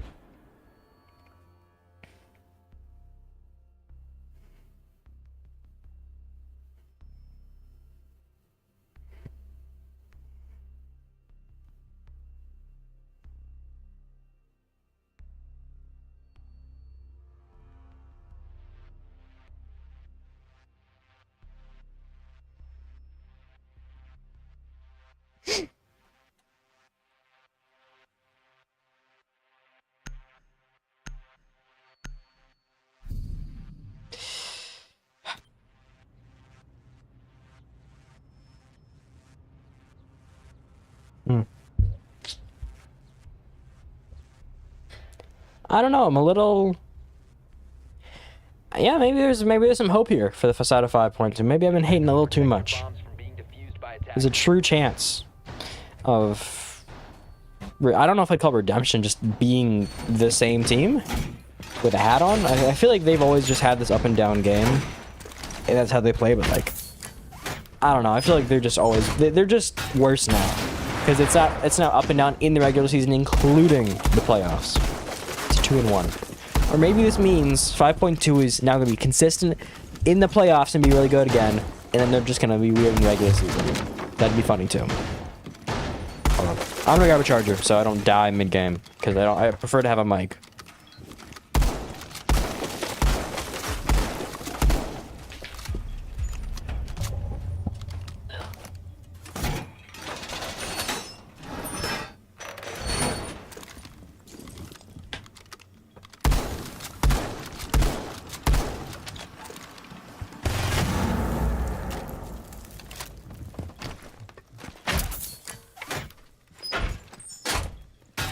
Back before anybody died somehow. I'm gonna actually get earbuds on. Or IEMs as the fancy people call them. Hey, first pick goes out. Squirtle's gonna find what feels like a little bit of a break for him, but maybe he's gonna come back now.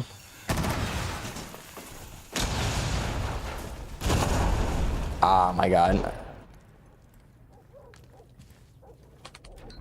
Fuck, why can't I turn shit down? Whatever. Oh. Nobody die. Wait, actually, just do this.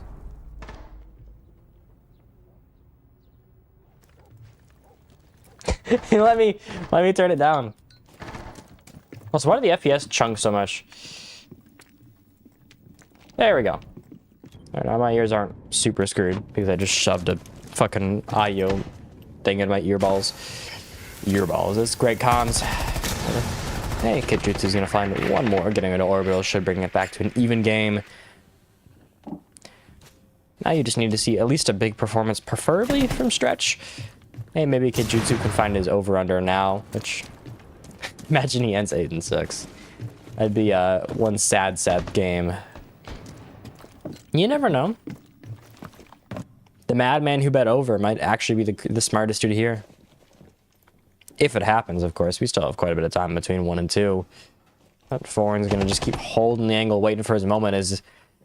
Well, he's right, to be fair. You probably shouldn't swing this. Noct and ITQC both holding the exact same thing isn't really going to end well. Eventually finished off by 1, leaving just the side of Kitjutsu without to find the pick. Now just down to Shucks in the 3v1. 45 seconds left. Still possible to win, but odds are looking much slimmer going into these last 30 seconds. You need a better shot than that. You're going to need a hell of a lot more luck. You're going to need everything to go just right. Even then, it's still a really, really hard round to win, simply just because everything is closing in on you and the pressure is going to be consistently constant. That felt too redundant. That's the word. No one's done it. He just kind of sat around waiting for a pick to come. He has to just swing aggressively here. Swing at him. Come on. Do something. Because they're not going to just let you walk in. And you're going to run for the mirror instead. I think that was just like the worst decision he could have made. Just try to swing out, you know, main breach. Or the Logi. Because there's no way you're trying to win that fight. I don't know. Maybe I'm seeing something wrong. But in the 6-3, match point approaches.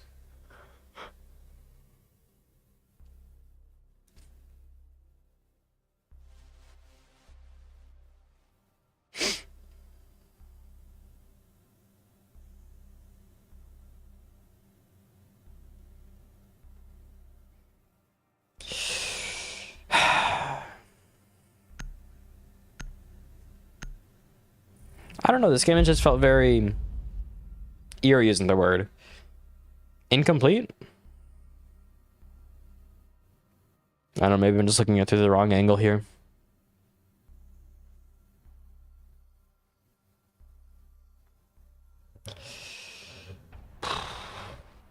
Last bans are nothing really big of a surprise in my opinion. You see, I mean, what you would call normal bans. I don't know if there's any normality, but getting rid of the thermite isn't a crazy surprise. And Mira is good, but I don't know if it's worth the full ban here. Either way, it looks all the more likely that we're going to have, for one of the first playoff games, if not the first playoff game cast in Champions Series this season, we're going to get an overtime in map 3, baby. Hopefully both. At least the map 3, hopefully. Or maybe we see the greatest comeback in Champions playoff history. No, that'd be going to Zave Sports. When was that? I don't. Long enough ago that it was long. I'm trying to think. Damn, I don't. Like. I don't even know what that'd be. I don't know. I'm so out of it right now. The mind melding has come. I needed a co-caster. Crypto, you gotta save me. You gotta come in and you gotta help. You're squared even. Shit.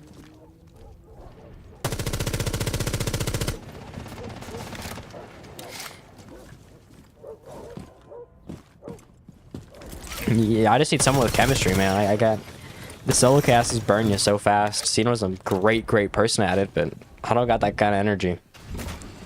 He's a play-by-play. He loves that kind of energy. He loves bringing that, but I'm a color, man. I don't got that. Okay, that sounds so bad out of context. Color casting. No, you know, never mind. I'm gonna just make it worse. Digging the proverbial hole.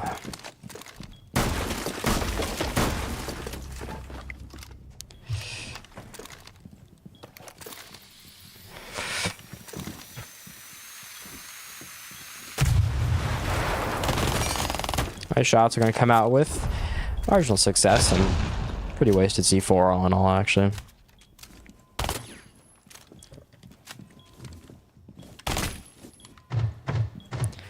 So far, pretty lackluster with the SMD-12, but he's at least going to find another one there on stretch. A 5v3, he knows where the pressure's coming from. Now he's just got to stop it, which is arguably a taller task. But in the match point with the goes going off, minute 30 left. All this pressure, can he live up to it? Uzi's going to find one, make it a 5v2. All the chance for one man to finish it. Zoli leaves.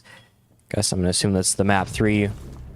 Maybe Kijutsu can bring it back. He at least gets his over last round, possibly. Bro's making sure he damns everyone who said it wouldn't happen. Crazy. I love the level of hate. We're going to lose, but you're not getting the over-under line. Hate for the love of the game. It's love to hate the game. I don't know, something like that.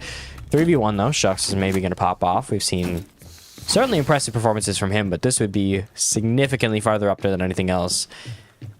With one man able to do it all, the odds are a little bit less likely, but you know, maybe just maybe. A man can pull it off, a man can bring it all together. Shucks is going to have everything go just right in a formula. A recipe for success, but 30 seconds left, that isn't really that great a start. It seems that it's likely to be ended here as Knock finishes, and you got a map 3. There's some things you hope for, there's some things you don't expect to have happen, but that seems to be pretty far up there, to be fair. Now we have at least one more map here.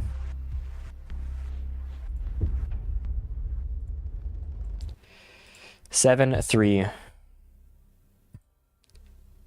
Love to say I'm surprised, but not too much. We'll be back in just 30 seconds or so.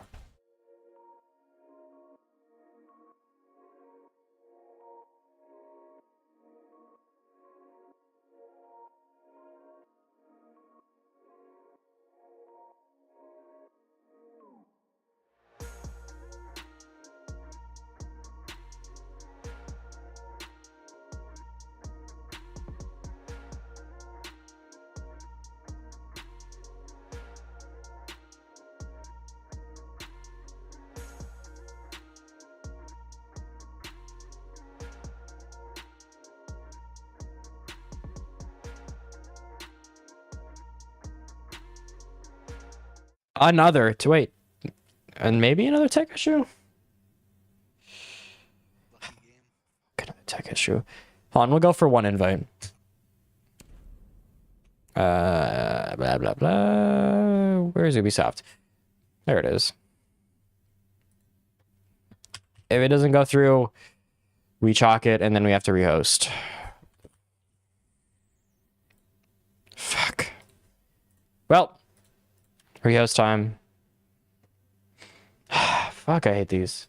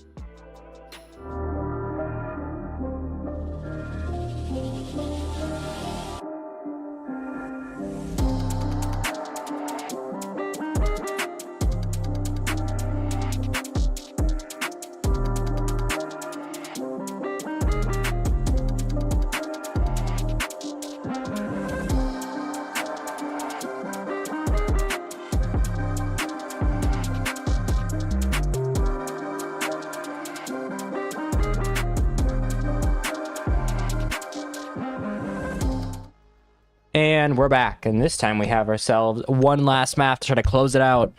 Both teams have put on a hell of a performance. And also, why is the current mapped out? I swear this glitch happens literally every time. Is it just because I'm not hitting okay and I'm hitting whatever? There. Actual new map. Current. Now we have ourselves a last map. No more playing around. No more trying to extend it. It ends here and now no matter what. Which should make it a hell of a lot better in my opinion.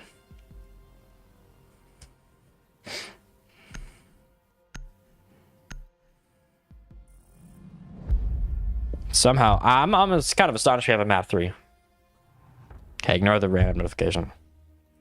Get out of here.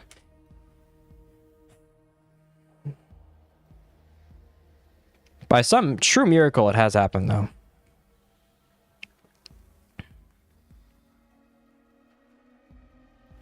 I don't think anyone had it really coming, to be fair. I don't think anyone even expected a map 3. Because who in their right mind would expect a team that has struggled so much this season, who is known for flaming out in the playoffs, to not flame out of the playoffs, but instead have a map 3 against Spartans? I think these first 3 rounds are infinitely more important than anything else we've had, because for the first time in a long time, the momentum is very weird. It somehow splatted itself in the middle. I will say no Legion ban could give a lot of leeway. I don't know if we're going to see it played as much by 5.2, but they do actually play it quite a bit at times. They have loved it on Chalet occasionally. They do love the shotguns and playing on corners, so as much as Squirtle is generally known for it, don't put it out of there to maybe see a Legion shotgun play or maybe a smoke shotgun here and there. Especially if we do go up to the second floor sites as one of the primaries. Because I will say starting in that first floor as your first pick site is very unique. It is not generally done because it's very weird. It's just most teams don't practice it. Most teams don't even think of it. So why would you? But I suppose that's all the reason maybe for 5.2. They believe they don't practice this. They don't expect this. They don't scrim this. We can maybe find ourselves a good couple rounds here off of pure surprise factor. They could very well be right. Which I suppose is worth quite a bit of value in itself. Damn, 6 years? Oh well.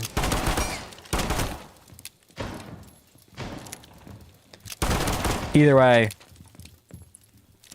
you gotta see. We gotta see how is it gonna end finally for a team that has felt so up top and at the bottom. A team that can't even really handle themselves or each other. They're there. For better or for worse, that could be a lot of things or a lot of shit.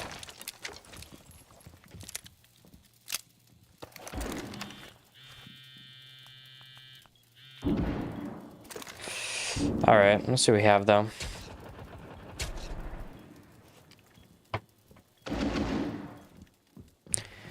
Nothing crazy so far. Very slow start for both teams, and I think the man everyone is going to look towards to see where this is going to end is the Amaru pick. So I'll be fair, this is certainly one of the weirdest picks of the night. And it's probably the only time we're going to see Amaru, but the aggressive swing in, maybe 2-route can be found. It's all the aggressive plays with the SMD-11. You're going to swing in, you're going to find some damage. Orbital is going to find the first pick on Nazoli, though. 2-route is going to be a little bit low. 4's going to take a shot, but won't matter. Squirtle is going to be found. Another one for 4, and he's going to go nuclear, finish off.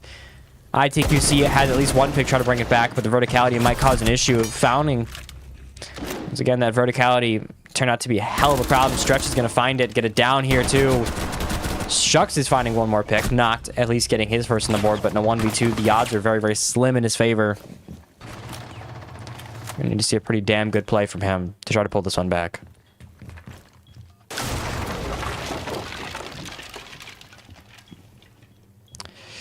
Need all the hope, all the luck you can get, because you're looking for that last little chance you have. It said Spartans are maybe going to go for a plant. It's a very risky plant if you do try to go for it. So it's, I guess, unorthodox. But maybe that's all the reason to do it. Shucks maybe looking and conveying that drop. Stretch might be sitting in the corner waiting for it. A miss from him, though, is going to be so bad here. You're going to be found. Shucks is just going to play the corner perfectly, finding out. Knocked, left in a situation with that 2v1 where there's so much you have to look for, but not enough time. First round goes to 5.2.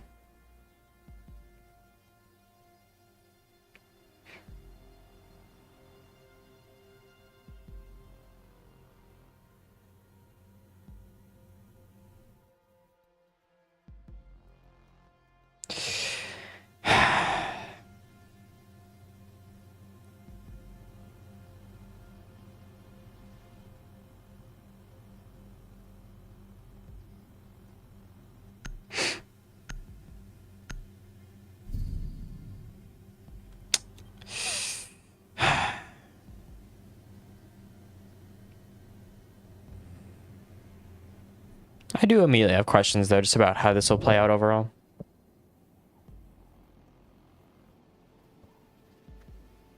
Attackers need to locate and defuse as many bombs as they can.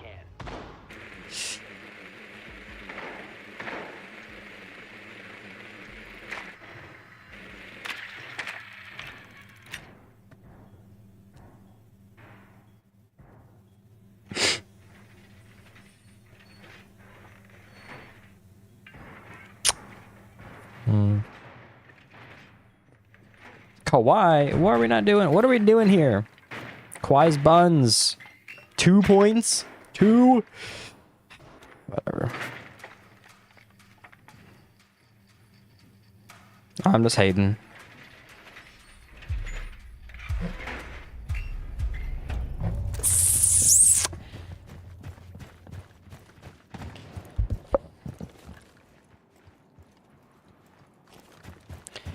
Well, so I'm a little surprised with just how, I don't know, I guess it feels like no true player has had that consistent MVP performance. They've had their games, they've had their rounds, but no one's really taken that true lead that you'd expect. That level where you're dominating over everyone else hasn't happened quite yet.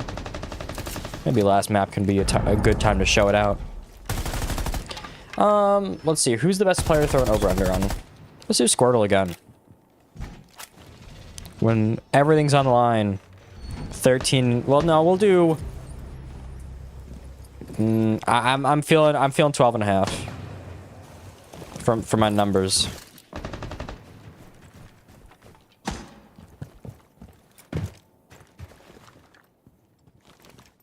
Put it up for 5 minutes. Go. No, maybe I'll throw a little bit of a smaller poll. You know, a smaller one that isn't as crazy. So far, it is a slow start from him, yeah, but I feel like this is his perfect situation to prove why he's a good player. If anyone is going to hit 12 and a half, I feel like it's going to be Squirtle this time around, but apparently not in this first start here. First 2 rounds is going to be impactless, at least on the kill side, and going to force a pretty big load onto the side of Uzi here, who had a pretty great performance in his first map in, after being subbed out map 1, but still a high bar, I think. So, always pay attention to how that's going to play out. But foot shots on the stretch is at least going to find Uzi his first pick. Get themselves a much needed advantage here with actually quite a great idea and space if they wanted to go for this plant. Kijutsu might be a little bit more limited because of that. Kijutsu realizes it too, I think, that this plan is actually a good chance of happening, but shots and 4 and missing is going to not find it. Uzi is going to find, excuse me, is going to find 1 more to add to his resume. You're going to look here for the plant, though, from Uzi. All in due time, I think, is just a waiting game here as both teams just wait for their moment. Nobody does anything, really. No plant needed. ITQC finishes, and, well, Spartans at least have a bit of a bite back after a pretty uneventful round 1.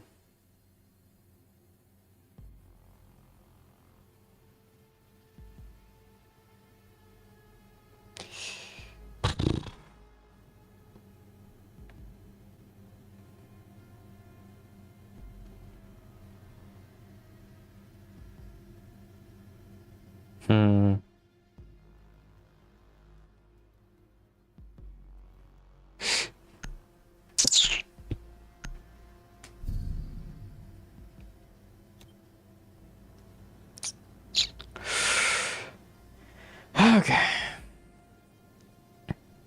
I really am a little worried about how this is going to play out long term.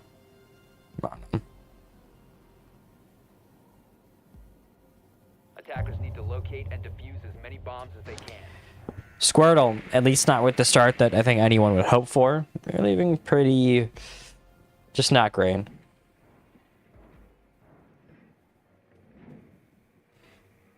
You're hoping for a little more, but so far it doesn't all come together.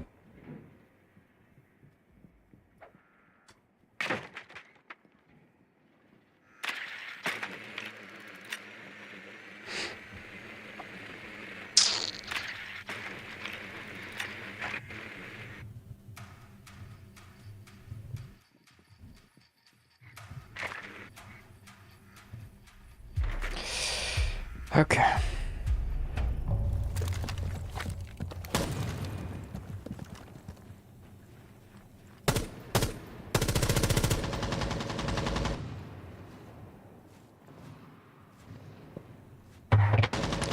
All in all, I mean, still a great chance here. You just got to really play perfect. I think Spartans have always been the team that is generally going to field better. Yes, we look at 5.2 as kind of the herald of regular season. Always been the best at it, always been the true, I guess, top dog in that way, but this game should probably allow them at least a little bit more.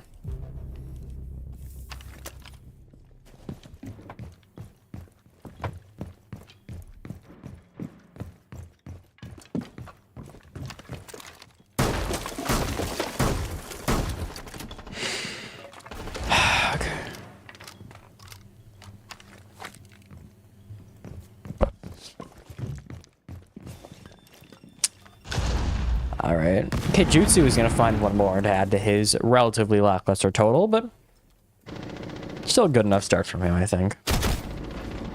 I think sometimes he's generally a little bit later to go into it. He's not the greatest in terms of early rounds.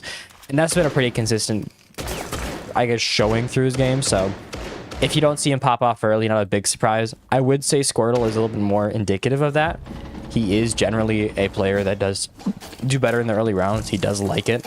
When he, he almost always does better and just continues to do better, as it feels like the early game is generally a showing of his level. So a double kill to at least cap off this third round here is certainly going to help. Not going to play dodge the barbed wire here, but instead you're just going to have to walk right through it all. Might have a free angle on a stretch without any real stopping. Maybe just right place, right time, but it's going to find Squirtle a triple. You can't give him this confidence here. You can't give him this hope. Can't give him this level play as a quad comes in, giving all the confidence to the wrong man. Reigning MVP for a lot of leagues. It's the one thing he cannot do. Give him hope.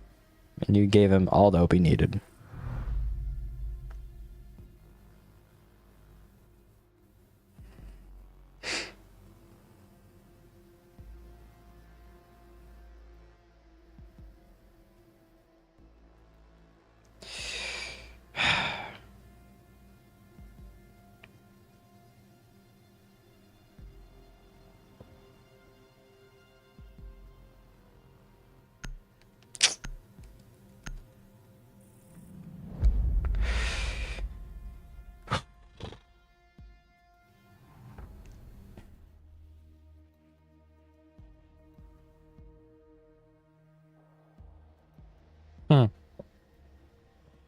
All I'll say is,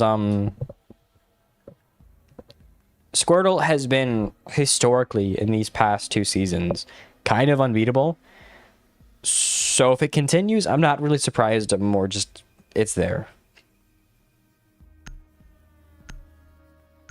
This is the way I'd view it, I guess.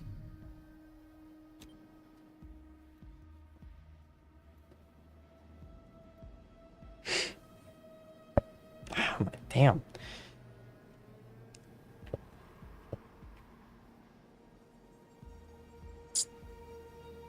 Attackers need to locate and defuse as many.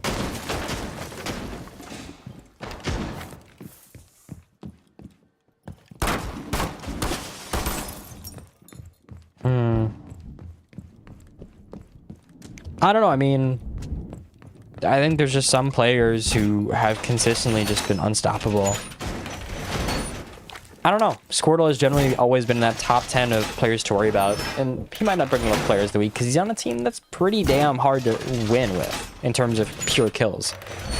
I think sometimes, like, if they were ever a fantasy league, this team would be so hard to predict in terms of who's going to pop off because they're all really good. 5 seconds left. Uzi is going to do great. I feel like that's sometimes where, you know, fantasy would be a little different. We'd see sometimes players like Cells, maybe like Dean, Jawway, one of those options from like Zave would be a crazy high pick because they're on a team that doesn't have a lot of great offensive power, and they do have it. I mean, it'd be like one of those options where maybe that. You could always do something like Popify Quex as one of those like 1A picks. Because one of those, you know, Popify Quex or Jeff Sicko is always going to be one of those true 3 threats. So, or I suppose Jeff Sicko's gone now, so. I don't even know who would be in here. Dark? He's actually pretty great. Obey would just be like a gold line if you could pick the red guy who's going to be the 1A threat for playoffs. That'd be goated. I don't know, that'd be fun.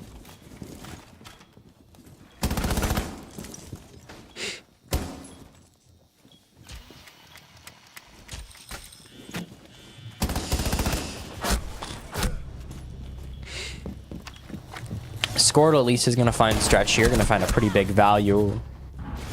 Orbital is going to find 4 in here. The options are pretty damn great as a Senswall found so much value.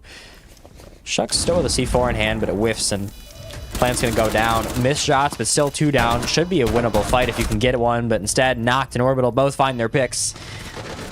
Spartans continue their, what feels like reign of absolute dominance into this map. They had 1 bet start, but since that, they haven't even been touched.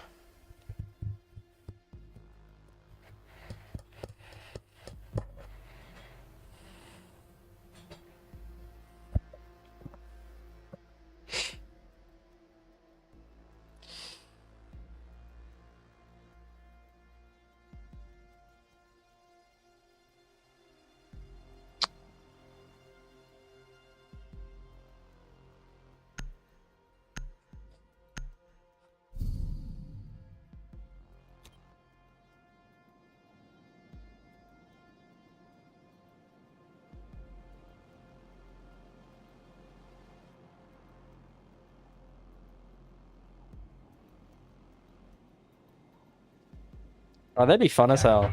That'd be the weirdest because I feel like it'd be so volatile. Like you'd have to be the draft and trade master week to week. I don't know, like that'd be fun because it'd essentially be paying. You gotta know so much ball to even handle that. And then sometimes you just like I don't know. It'd have to be like if a dude is gone, you gotta like notify us or like tell us who the starting lineup's gonna be.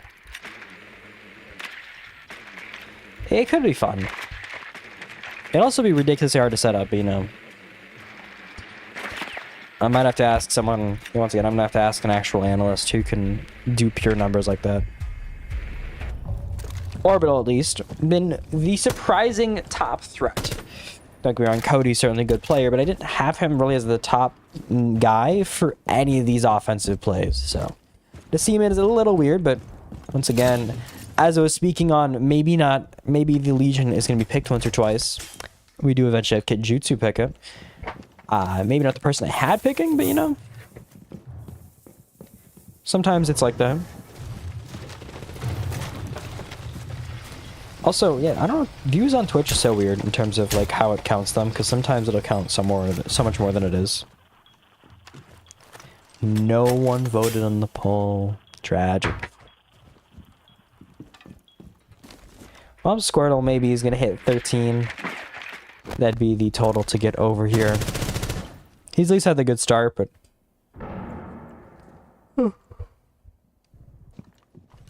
if this level of dominance continues, he might not even have time to hit his 13. We'll see though. All in due time, I say, is everything slows down to what I'd call a very slow crawl at best. There we are. ITQC is, I guess, what I'd call the closest to a real fight here. He doesn't exactly have a great one coming his way, but instead, Zoli's going to find the first one on the Squirtle, making sure he doesn't get too much value. Pretty great. C4 should find a little bit more value than expected, I think, but getting rid of arguably the top threat is not a bad thing.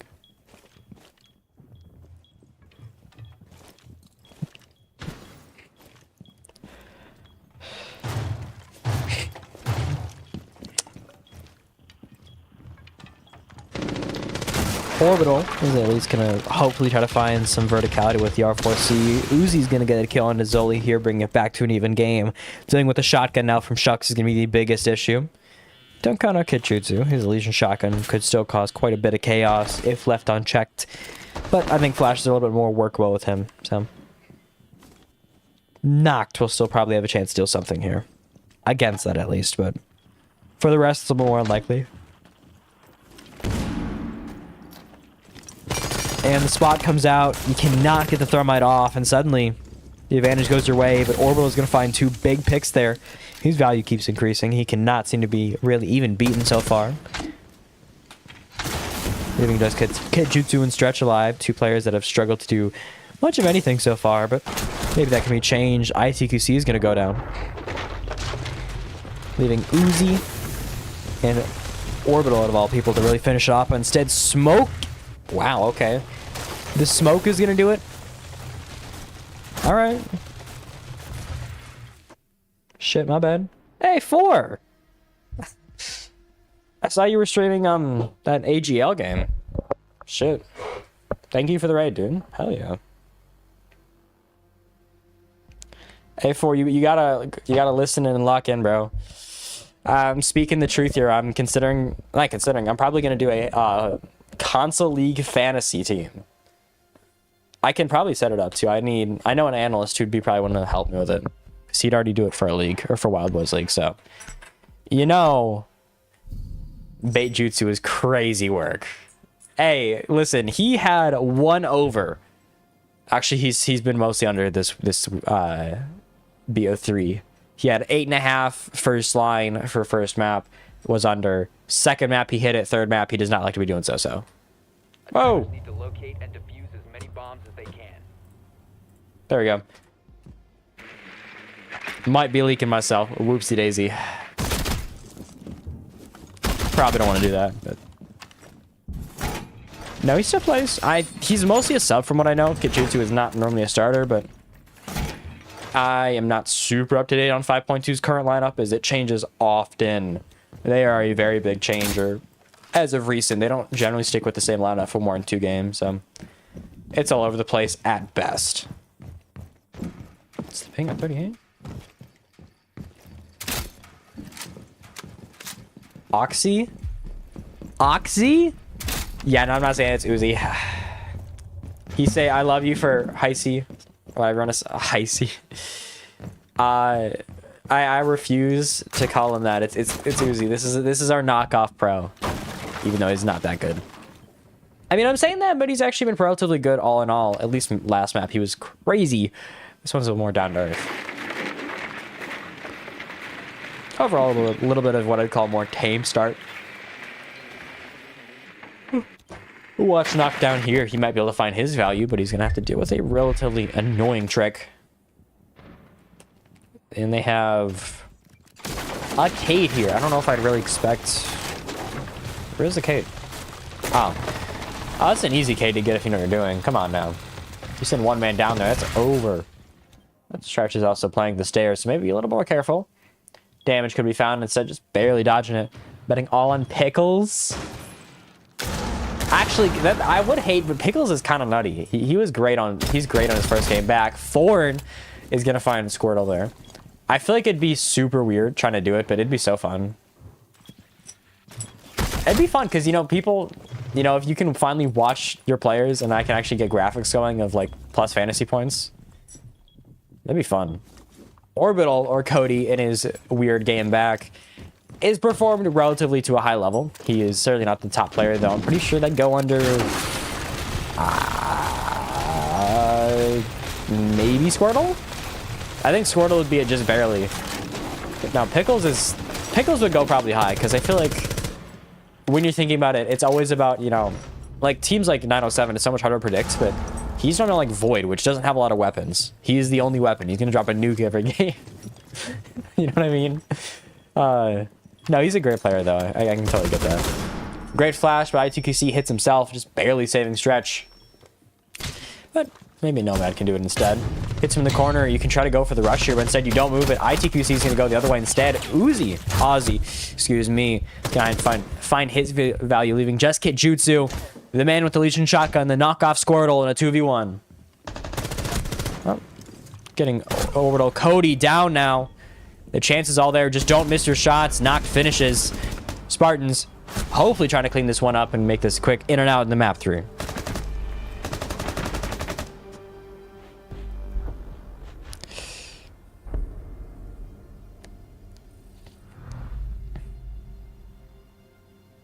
Two hours long. This is a slog of a game. Good lord.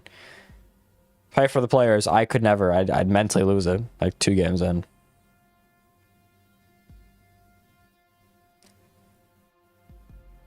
Yeah, at one point he was the best player in the league, and he kind of, I'd argue he's the most underrated Hall of Fame player, like for SXL at least, because no one ever really thinks of him as that top player. The only reason we don't think of him on the same level of like Chef Sicko or, you know, Andy's Term or these guys, because he surrounded himself around Void. He stuck with like below average teams when he could have gone to a superstar. Like if he decided to go to like Obey or a superstar team, no one would stop him. He had a crazy prime. The only prime that I think is ever higher, like pure prime, would have been Papa Fire Queck's last season or Andy's Term season 5. SWL? I think. Yeah, I think it would have been SWL. The last SWL. Where he averaged like a 1.9 or like a 2.2, I think, in playoffs, which is fucking absurd. I don't know. But if you want a part of the fantasy league, I'm gonna talk to a couple of analysts and see if I can get something done, because that sounds kind of peak. You know, I don't know. I kind of want that, honestly. Will it happen? I'm gonna try. I also gotta figure out how to get all this working out, but that'd be fun. Prime 5.2. Jeez, that would have been what? Season 3 probably in SW? No. That would have been SSL, I think, summer. No, they won in SWL. They won in season 3 of Scissors Winter League. Now, you know what I miss? And this is a little bit of a crazy miss. Prime Playmakers. The team that's now disbanded, gone in dust because Drake just decided to actually have a life. And Puka kind of just gave up. They used to be a dominant-ass team. You had X9, Scatter, Sprays, who used to be insane at one point, Drake, who was good, or bit of, as good as known back then. Bro, they used to be such a good team. Getting me nostalgic for old times. What I used to watch literally when I was like 10 years old, 12 years old. Okay. I don't know. I find it so hard. Last season's prime of Popify Quex was absurd. They averaged 35 a game, dude. 35. They were the team. Or I think it was like 32 and a half, like 30. But they in playoffs, they literally were unkillable. None of them had a game below like 10 or 12 kills. They literally never did. Those two would never be stopped. And that was in a relatively, I don't know if I'd call it treacherous, but Wolves was good at the time. They had a relatively hard path, and well, your current champions and your current people you're watching in playoffs, it's a weird little mix, because I think Spartans has looked better, but it's all about how it's going to play out. We're going to see. We're going to see at least the main wall go out here. Oh, no, Two-Brow is going to save the day, at least for a little bit. Gonna try to make your move, but a down's gonna go out. Zoli's gonna be down. Maybe all the play you need. And not another one being put on, so it seems that ITQC is willing to give up the wall here after that first 4 and finds his pick through the floor. Orbital with one more. It seems that everyone's getting that verticality use. Squirtle's gonna find one of his first in a long time, leaving just the Monty and the Flores in a position that is relatively hard to come back from. No matter how strong shields are. This is a big ask, but Orbital's going to get him down. 1v4. Shucks is likely in the back of the corner. We're going to see a 5-2.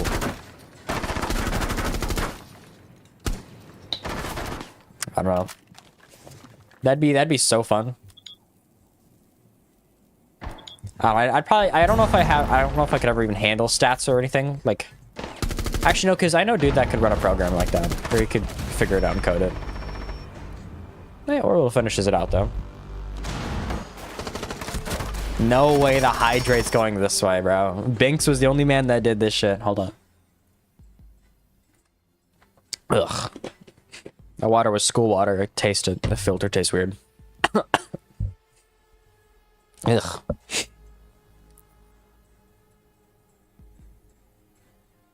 Yeah, I know. If you notice the alt tab because I have to fix something, yeah, my capture, my actual game capture isn't working, so, you know, I don't know what to do.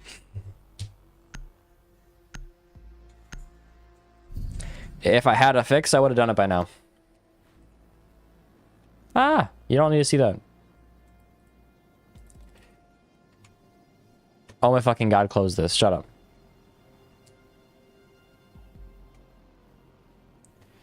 Blah, blah, blah. Defenders protect your There you go. I will say the 12.5 over-under for Squirtle is looking pretty damn impossible at this point.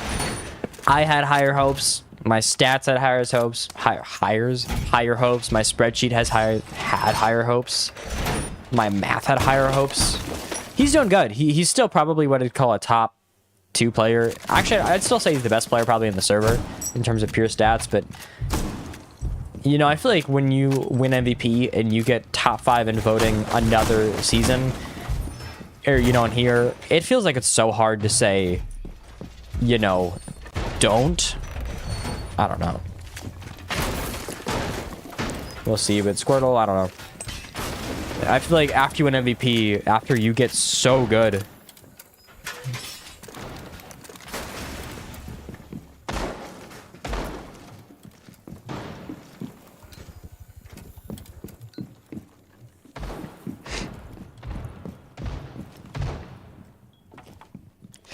now imagine though. Now that actually be hilarious. Is imagine and like I actually figure out the fantasy console league. You just draft yourself.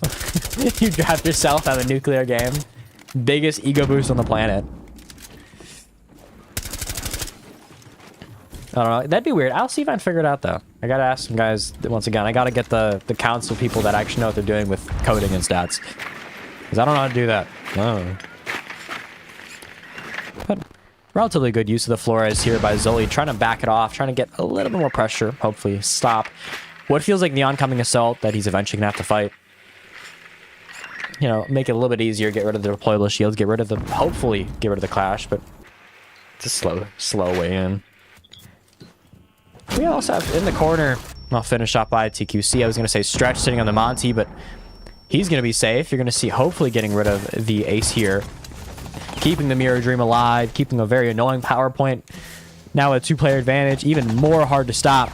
Kid Jutsu at least finds one more to try to add on to what has been a kind of weird campaign as the supporting, arguably number 2 option for this team.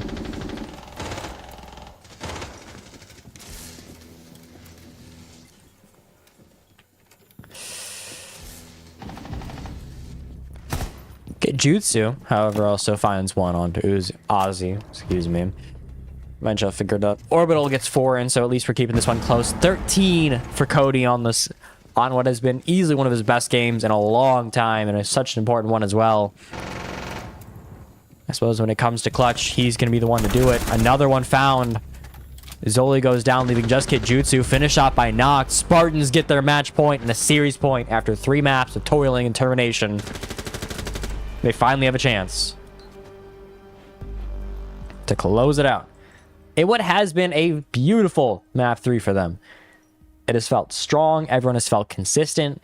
The team has felt like a team. And it's been so weird to see because Spartans has struggled with that more often than not, especially in these past 2 maps. They haven't looked greatly coordinated. Not at the same level that 5.2 was. That IGLing was always their strong suit.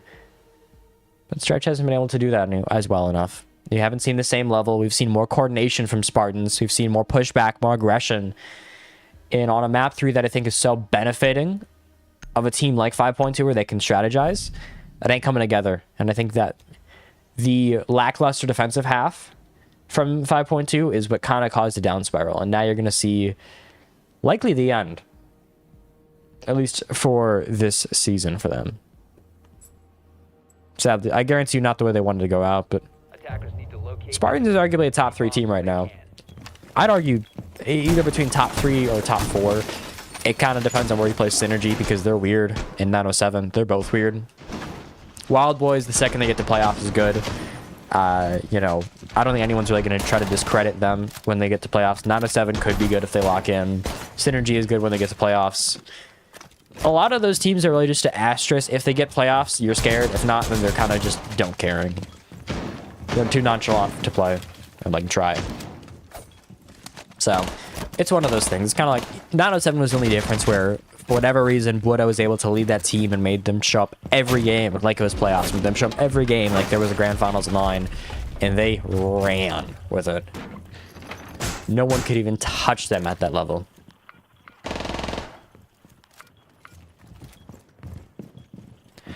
I will say, this is a long game though. Should you choose Stack? Hey, listen, he's 6-7. All right, I gotta shut up. I'm a caster. I can't be doing these things. I can't be saying 6-7. I need the Shack. I need the Shack video just immediately on my screen.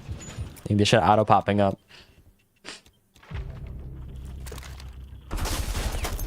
Yeah, I came in April, so I didn't get to see these kind of things. I didn't even get to see when Obey was bitching everyone.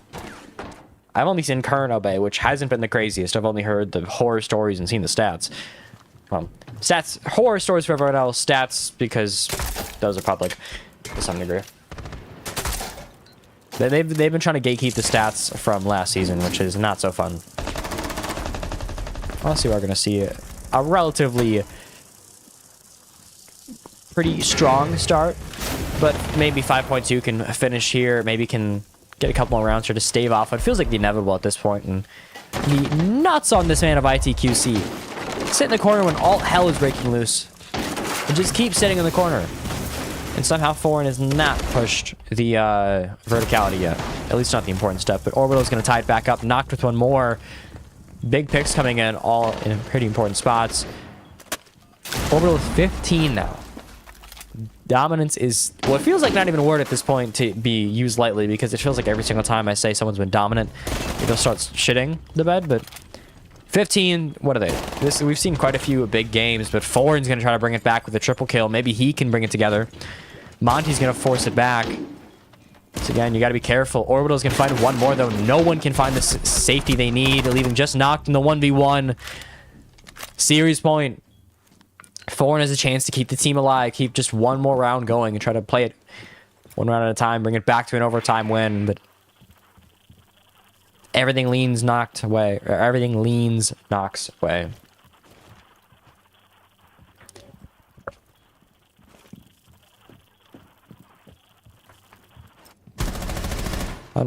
On either side, it's such a hard fight to win. You don't have, I think, the utility you'd want to have. These Fenris should cause enough delay. These flashes should cause enough, both one flash left. You have so little left to really try to clear here. You gotta be perfect with it, because if you're not, they'll gladly use it against you. Foreign's gonna push in here. Not gonna find the pick quite yet, but he sees the body. He sees what's left. He's gonna see that he has to grab the diffuser and try to plant, but he knows it's not gonna be enough time. Knocked. Gonna have to play just right with the timings, but he might be able to finish it off here now. But he misses it, and instead, a whiff fest goes on, but it won't matter. Knocked barely wins it. And at the last second, Spartans, despite their struggles, despite a map loss early on, Clubhouse, they clutched up. Chalet, they showed it again. And you have your first winner of the Champions playoffs, or first at least big winner in my opinion. Spartans dominate 2-1 here in these last two maps, and Cody, MVP at that last little bit, and arguably the greatest single performance of the game. Beautiful game tonight. Beautiful game, beautiful playoff series, and hope to see y'all soon in just a couple weeks with more games and more fun stuff.